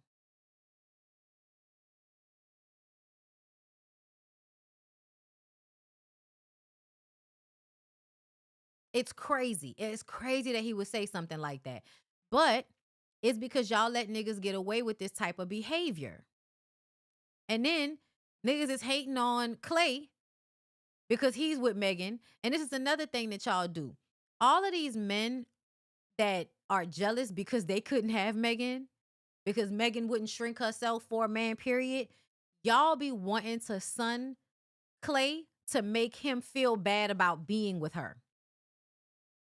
Like, it's meant to shame him. And then he'll break up with her. Y'all hate that girl so much that y'all are trying to bully her boyfriend, because then he will feel like, oh, it's not even worth it being with you because of how these men are responding to me, which ultimately is some gay ass shit. And I just want all you hard ass niggas out there that feel like it's your job to bully a man about whatever woman he wants to be with.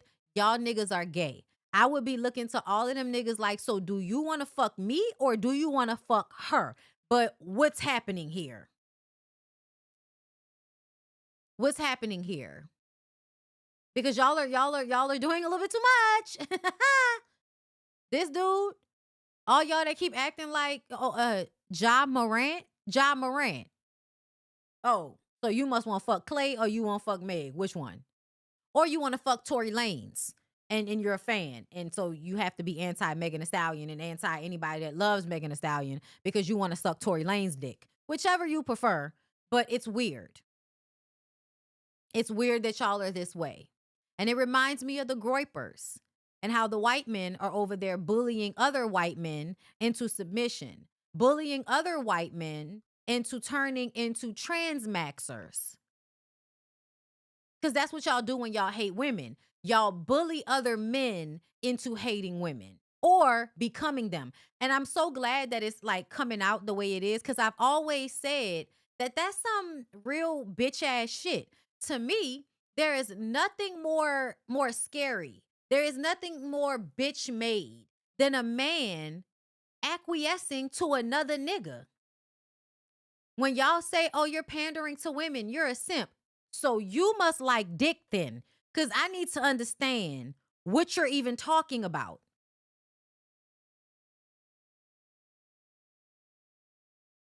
What are you even talking about? It's weird. And when I say you niggas is gay, I'm saying it because a lot of those men are extremely homophobic. That's why I'm saying it. Because to me, it's crazy that you are, one, so homophobic, but also hate women so much that you bully other men about being with women and how much they like women. That shit is weird. And if it makes you feel bad to be called gay, then I'm going to call you gay. I am. You lick jizz. Sure. And you're gay. That nigga gay. They hate that shit. They hate being called gay.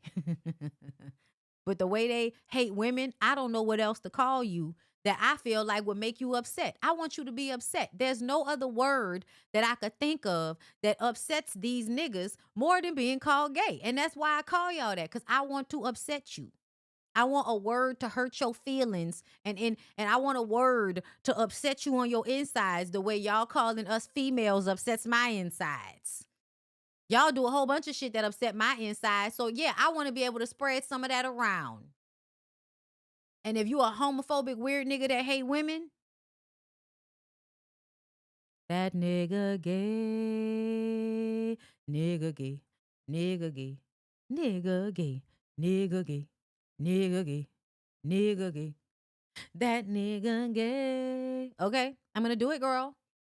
Don't y'all forget about my merch, okay? Go to Paper Lux. It's my last story and I'm getting off of here. Don't y'all forget. PaperLuxStudios.com. Check out the artwork. Check out the artwork. Check out the merch. Check out my puzzle. Check out my coloring book. Okay, now let's get into it.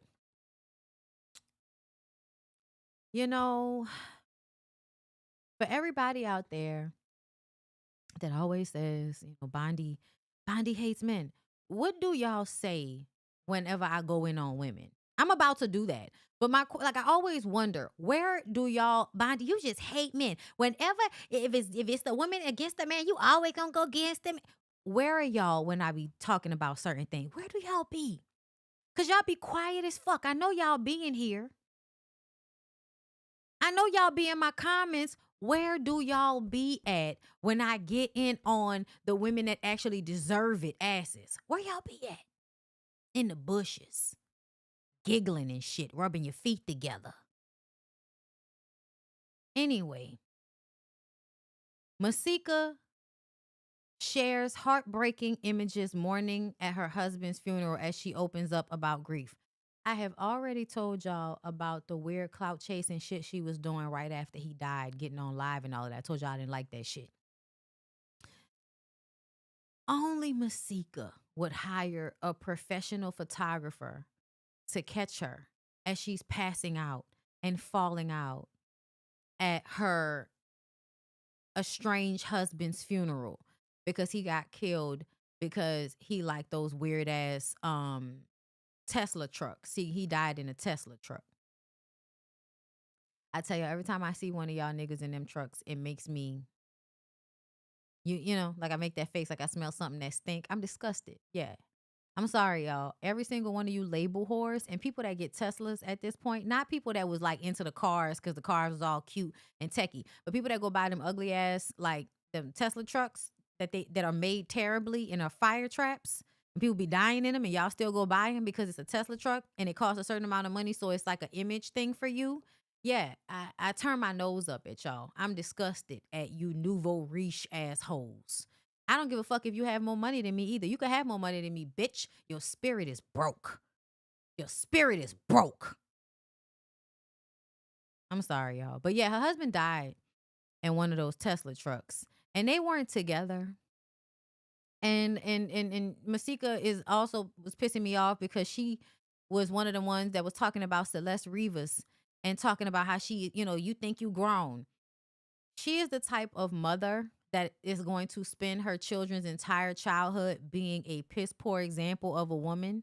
And when those children actually tell the story, she'll then act, you know, she'll act like it's all the kids' fault, even though we'll be able to look back and see how you was an ain't shit ass woman in one way or another. And then when your children grow up and don't really like you, you'll be so, I was a good mother. I was always with y'all. And look at you. And look at you. Y'all look at this picture.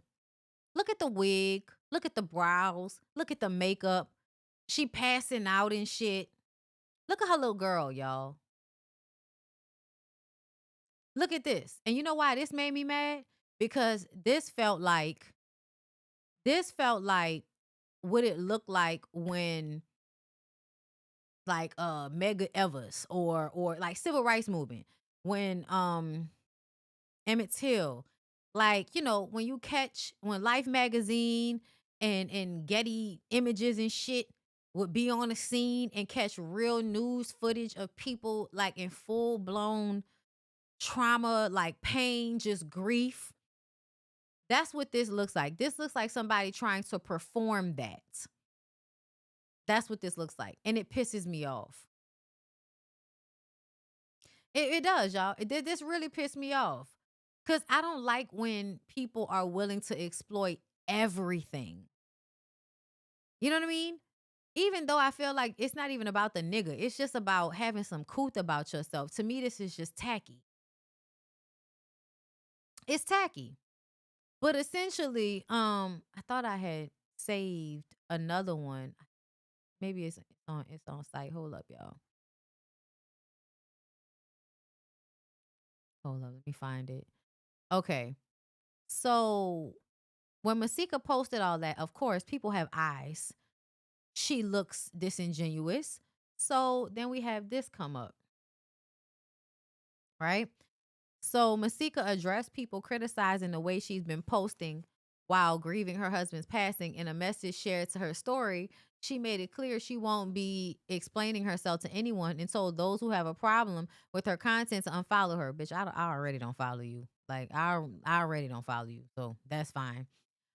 If you have a problem with anything I post on my page involving my husband, my life, my kids, or literally anything, I invite you to go fuck yourself and unfollow me. I will not be explaining myself in any way, shape, form, or fashion to a single soul. To everyone who has supported me and my kids, I can't thank you enough. You have carried me on your backs. Please continue to check on us. Just showing up is worth more than gold. Girl, bye. Grief is the loudest silent echo that you will never hear but can't get out of your head. It's deafening. It's like a stab to your heart. It feels like breathing with no lungs. Without your support, I don't know where I would be. I took my vows till death do us part. I will carry on your legacy. You will always have a place in my forever broken heart. Not 1 minute of one single day goes by that I don't think about you. Girl, you and that nigga was on the outs. Wasn't you trying to like annul the marriage? Not my forever, girl. Just a way for her to victimize herself. So then Masika Kalisha faces pushback from her late husband's brother after posting emotional images from his funeral. Dude said, Masika, you a goofy, broke, bum ass 304. Child, just him calling her a 304 with that shirt on is a problem for me. You ain't shed one tear about my little brother's death. Make me expose your, and that's why I'm saying, why you pretending? I feel like that nigga probably wasn't shit to her. So what you pretending for? I wouldn't even been up there. Yeah, no, I didn't like your fuck ass brother. He still was my baby daddy. He still was my husband, but fuck him. Okay? All that playing and shit. This how I felt when you ain't send my money. The daughter knows she ain't worth a damn. No, she know. Poor darling. I feel bad for her children because they got to grow up with her as a mama. So her hairstylist was calling her out for allegedly not paying. Well, if this the job you did on her hair, you shouldn't have got paid, nigga. Nah, I'm just playing. You definitely should get paid for your time. But that wasn't good work if that's what you did. If you did this, then you didn't do a good job. I'm sorry, B. I'm so sorry. Forgive me. You didn't do a good job. Masika Kalisha faces more pushback from her late husband's brother after funeral posts say she now has people threatening him after he exposed her. Exposed her for what? Not giving a fuck about your shitty ass brother? Who cares? And I may need y'all to comfort me and my babies through this pain. Tomorrow, David Chance, I will carry your last name. It will never change until the day we meet again. Before we will love in your heart. Some extra maybe, but I think that'll be, you know what I mean, just so we ain't got no misunderstandings. Hold on one second. Hold on, guy. Hold on. Yeah, that's what I'm saying. Some extra maybe. Now she got out-of-towners calling, threatening me. Say, you know who Lil Bro called when it was smoke, right? I dare one of you niggas come to my city playing me behind this 304. Yeah, I don't like none of this. And to be honest, I feel like her husband wasn't shit because she ain't shit. And now this his brother. So yeah, girl, he wasn't shit. You ain't shit. His brother ain't shit.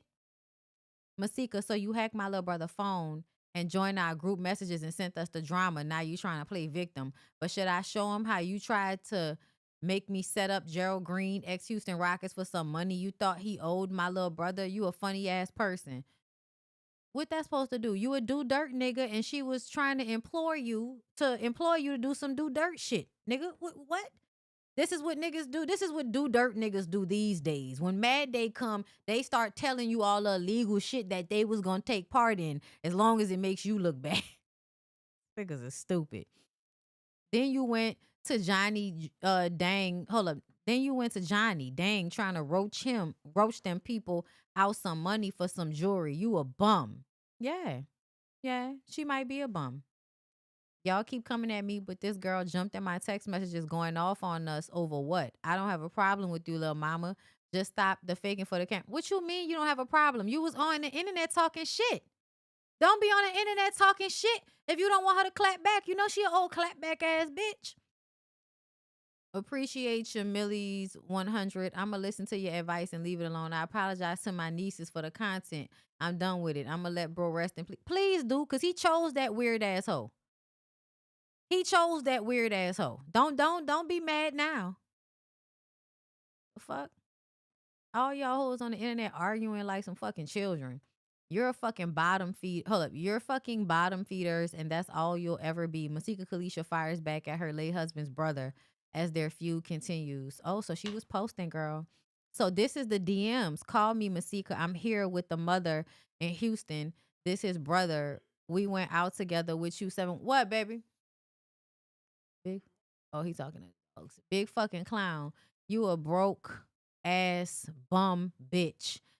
Made fan begging me to call you and follow your bitch ass. Meanwhile, you gossiping about me in GC with 6 more bitch ass niggas. So this is her talking, like reposting whatever he was DMing her. Sis, please call me tomorrow. We knew to talk seriously about this tragic shit. I miss my bro, man, and he told me to tell you something if something ever happened to him. So this was him in the DMs. Sis, please call me tomorrow. That's it. Okay. Masika, can you please reach out to me? I left my number. Masika, sis, please. Can you let me be a pallbearer? Me and my bro promised each other we would carry each other to the end. Please, sis, reach out to me. So he was trying to be a pallbearer. Then you did a good job, sis. Thank you. I didn't want to talk. I can't dig it, but you chosen. You a leader, sis. You know how many motherfuckers look up to you? Seriously. Oh, he gassing. This nigga is gassing. It's a hard time for us all, but you handling it well. Sis, I forgot to get a pic with you. I'm crying my eyes out, but you forgot to fan pick. If you don't get the fuck out of here, bitch, you did good. So this all the shit that he talking to her in the DMs. And I feel like you got mad that she was ignoring you. And that's why you wanted to come to social media once you saw what everybody was saying. You want to, he said, no cap, sis, something, work. I got an army behind me, chant, we don't. So you offering your services. Follow me back on Egg, Black Boy Tiff. I can't look at that app right now. Remind me when I see you. If you want to be a pallbearer, please respond with the correct spelling of your first and last name ASAP. And so he started writing the shit. Okay. So she got back with him about the fume, y'all. And you turned him into a great man father. Not she turned him into a great man father. I never seen my bro glow until y'all got together. You should be proud because you actually molded him right. Not her molding a grown ass man. I looked up to bro and I was the oldest. But he went a different clean route and I'm forever gonna miss him. Sis, man, don't do this to me now. I'm up crying again. This nigga is trying to fuck his brother's wife. I don't know if y'all peeping it, but all of this sis and all this emotional shit, yeah, nah. In the DMs, follow me and all of that, yeah, nigga, you want to fuck that girl. My pillow is full of tears. At least you're not alone. I'm very grateful for this. Thank you. In my phone with all the praises. At least you're not alone. Remind you where your bitch at. Go talk to your bitch. In my phone with all of the praises, but texting 6 niggas talking about me like a dog. You a real fucking weirdo. Yeah, that's how these niggas be. I just know this would never have happened if he was with me. I'm just so mad. Girl, it would have been both of y'all dead in that fucking car. Anyway, then she said, you text me this morning. Bitch, was that before or after you text the GC like a fucking clown? I put you in your bitch ass place. Now you bitches is cloud chasing trying to catch a blog. He said, that hoe there is a flunky, bro. For real, she fake as fuck. So this is the shit that he was sending to somebody else. That's what she said about the group text. So they must have a group text, and I guess he didn't recognize that she would be reading the group text in his phone, in her husband's phone. Because, you know, when he died, of course, they give all of his stuff to his wife. So she got the phone. So she see what he's saying. You in the DMs running it, low key acting like you trying to fuck that lady, okay? Because y'all know how there is a thing about men that when a wife died, they be trying to get the nigga wife, you know, that type of thing. Homeboys do it, best friends do it, and niggas brothers be doing it, especially if they don't have no integrity. A lot of niggas don't be having no integrity, so they'll fuck they homeboy or they brother wife if he dead or some shit. They'll do it anyway. And so then she said, Kenneth, you're a fake as fuck. You disgust me. You should blank your fucking hands off. You should cut your fucking hands off for having the audacity to carry my husband to his grave. So she found this out after the funeral. After the funeral, she see all of this. Hold up.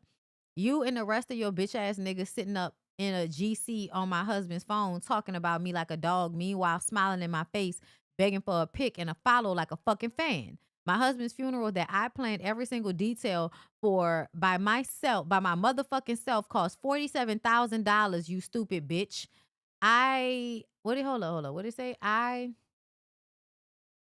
hate when they be blocking shit out. You didn't contribute a dime, nor a detail. You and your weird ass girlfriend sat on my couch at the Airbnb I paid for next to my kid and my mom, drank my liquor and smiled in my face. While you were, and there's nothing, I can't. So she didn't post the rest, I guess.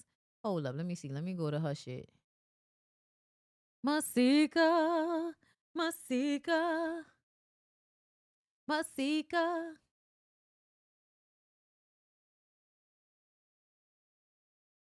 She, I definitely feel like, I might be blocked. She might have blocked me because y'all know I don't be liking people. Let me try. Because I could have sworn I went to her page earlier today. For real. I went to her page earlier today. Yeah, that whole might have blocked me. Is this her? No. Yeah. She might have blocked me, girl. Damn, bitch, you blocked me? How you blocked me? And I just saw your page earlier. That's wild. I'm gonna try. Hold on, let me try this again. Nah, I ain't gonna lie. If the bitch blocked me, I'm trying to see if I'm spelling it right. Okay, hold up. Hey, babe, how you doing? I'm about to get off in a minute. I'm almost okay. Okay, she ain't blocked me. She ain't blocked me, y'all. Okay, thank God. She did not block. I thought Masika blocked me for a second. No, she didn't. Carly Red blocked me. She ain't blocked me. Good. Nah, because that would have mean, because I saw it earlier. So that would have mean she blocked me while this was on. And that would have been fucked up. Child, I got blocked on TikTok. I ain't even do nothing to nobody. Nigga sent a gift. Nigga blocked me. I was like, oh, I want my gift back, ho. Anyway, I'm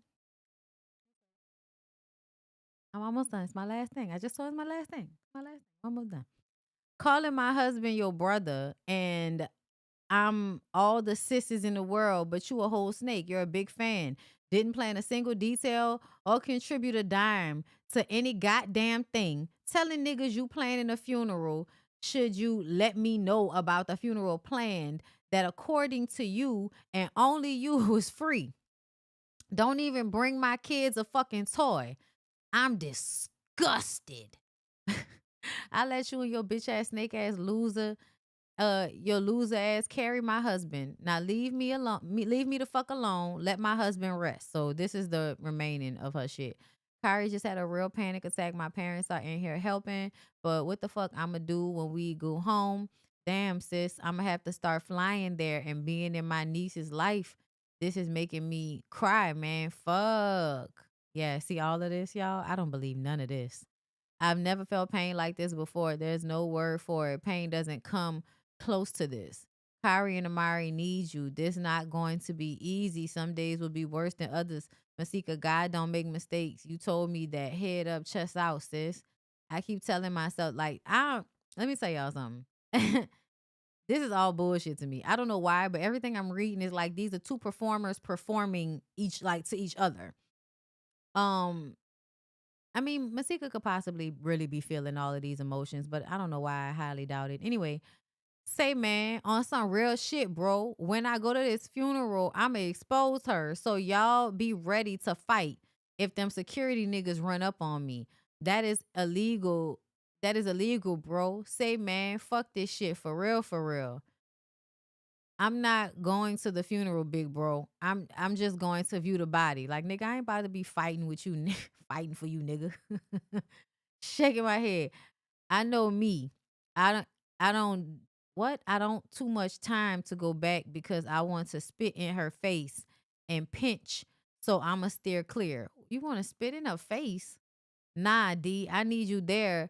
I'ma expose this shit, brother. I'm not feeling it either. Me and wifey said we wasn't going, but I gotta be the voice. Bro, the way niggas be out here creating villain origin stories and shit. Like, nigga, what are you about to expose, my nigga? What you about to expose? Cause really, she ended up exposing you for being weird as fuck. This is some weird shit. Trying to get clout and attention off of my pain is just sick and demoralizing, girl. That's what you was doing. I mean, it's her pain. Making up weird ass lies attached to my husband's death so you can catch a blog is as low as you get. You're fucking bottom feeders, and that's all you will ever be. Now leave me the fuck alone, disrespectfully. Yeah, girl, that was your husband's family. That's a telltale sign to me. And to be clear, this big fan Kenneth Norris is of no real relation to my husband. Calling him brother and me sis, but he's a big snake. This bum ass nigga literally told me, Jamar told me to tell you something if something ever happened to him. Then proceeded to ask me for pics and follows and smile in my face. And he wasn't biologically related to your brother. I mean, to your husband, but you let him, girl. Why is you answering this nigga's messages? Why is you even talking to this nigga if he not really the brother? What is going on? The nigga got a big crush on me. We could tell. Snake ass, disloyal bum ass clown. Cloud chasing off my husband's death. This is the most attention this broke ass bum ever got in his miserable ass life. I could tell by looking at the nigga. How are you jealous of your brother, Snake? I mean, what do you mean how? It's not hard. Did he have the ability to get more attractive women? Did he have the ability to have a more stable life? Boom. A way to be jealous. But you telling me this nigga wasn't even really family like that, girl, what's going on? Oh, girl. I'm going to leave y'all alone. I'm going to leave people alone because people dead that ain't never been dead before. And I'm not trying to, like, be, you know, cruel or nothing like that. That's her and him right here, y'all. That's her and him right here. Y'all see them in the middle? This them? This her and that man? I'm so mad at that driver that took your life. I've never felt this much anger and confusion. Mm. Mm. Mm. Mm. Okay. How many you hit? Huh? How many you did? Just one. Why did you do another one? Hmm? Why did you do two? Pregnant. What you mean? Why you need to do two? Make sure the motherfucker legit.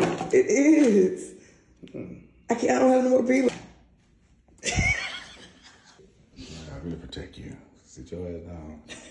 Sit down. Do another one. Make sure you. Wait, what are you gonna say? Huh? What are you thinking? Bro, I can't even think. I don't think when I get. I don't know how to get. I don't know. I'm blessed. But do another one. I ain't gonna say nothing. I'ma just move on from here, and I'ma just say that, you know, condolences, okay? Because I got some things I need to say. Lord, I got some things I need to say. Say, devil, you can't win. Say, win. No, no, no, no. Some people and some things you gotta let go of. 1, 2, 3, release them.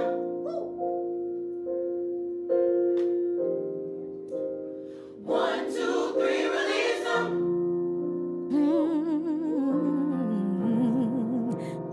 1, 2, 3, release them.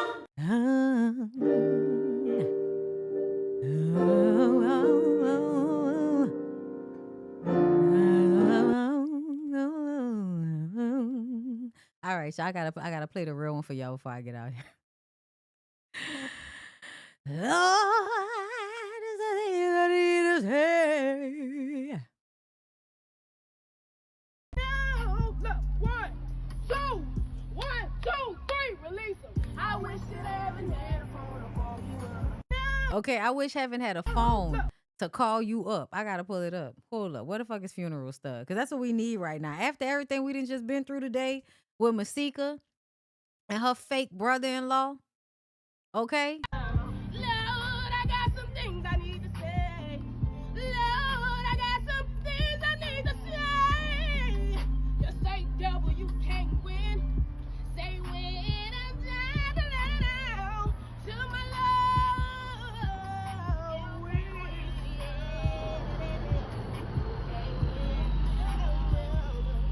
Lord. Yeah. Yeah.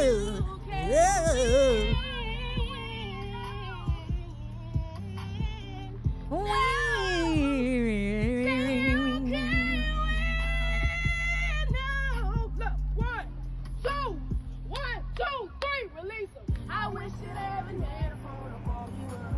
To hold a conversation about problems getting done. That's never enough for my mistakes. So my body shuts down and my feelings get drained. It's over. That's what my mind's telling me. Listen. This was the. Let me say, this my favorite one. This is my favorite one right here. Who am I to turn to when I need someone to explain? Who am I to talk to when I need to ease the pain? Lord, understand my battles I've been fighting with faith. Your love will never fade away. I hold your memory the same. But I just really wish that heaven had a phone to say.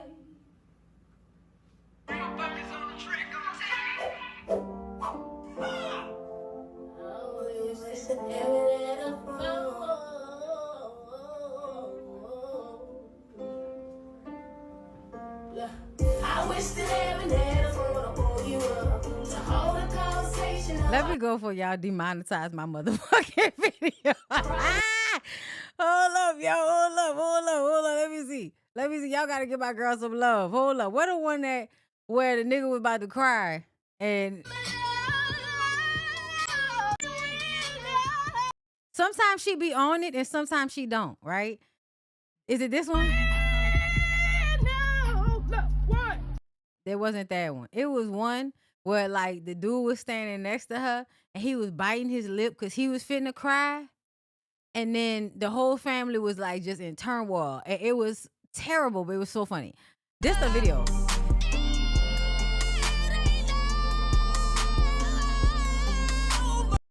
Listen, the recorded version is worse than anything she does live, and that's because that's how they work. In real life, singing in the studio is very difficult.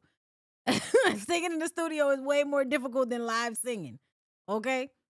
You gotta hit the balloon release. Hit that 1, 2, 3. Hold on. I lost my brother. I lost my mama. I lost my sister. This not no game. My condolences. Sorry. It's the way she said my condolences. I'm not laughing at the fact that this lady that lost so many people in her life. That's terrible. But when I tell y'all she be giving Jaguar right, she give Jaguar right. It ain't over. Bitch, is that a teardrop? Who have you killed? Don't you start crying. Bitch, don't you start crying. Why you getting yourself revved up? Get out of here. I see her getting herself revved up. Oh my God.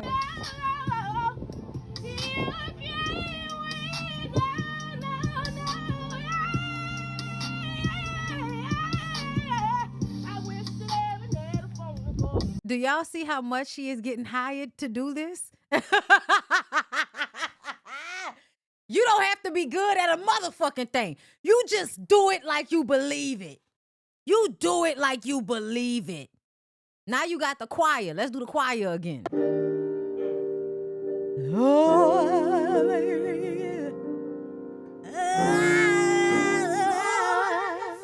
I need to say, Lord, the things I need to say. Say, devil, you can't win. No, you can't.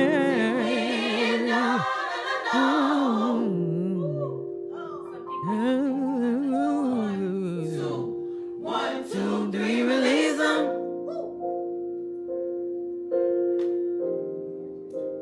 One, two, three, release them. Gotta get on key with the choir.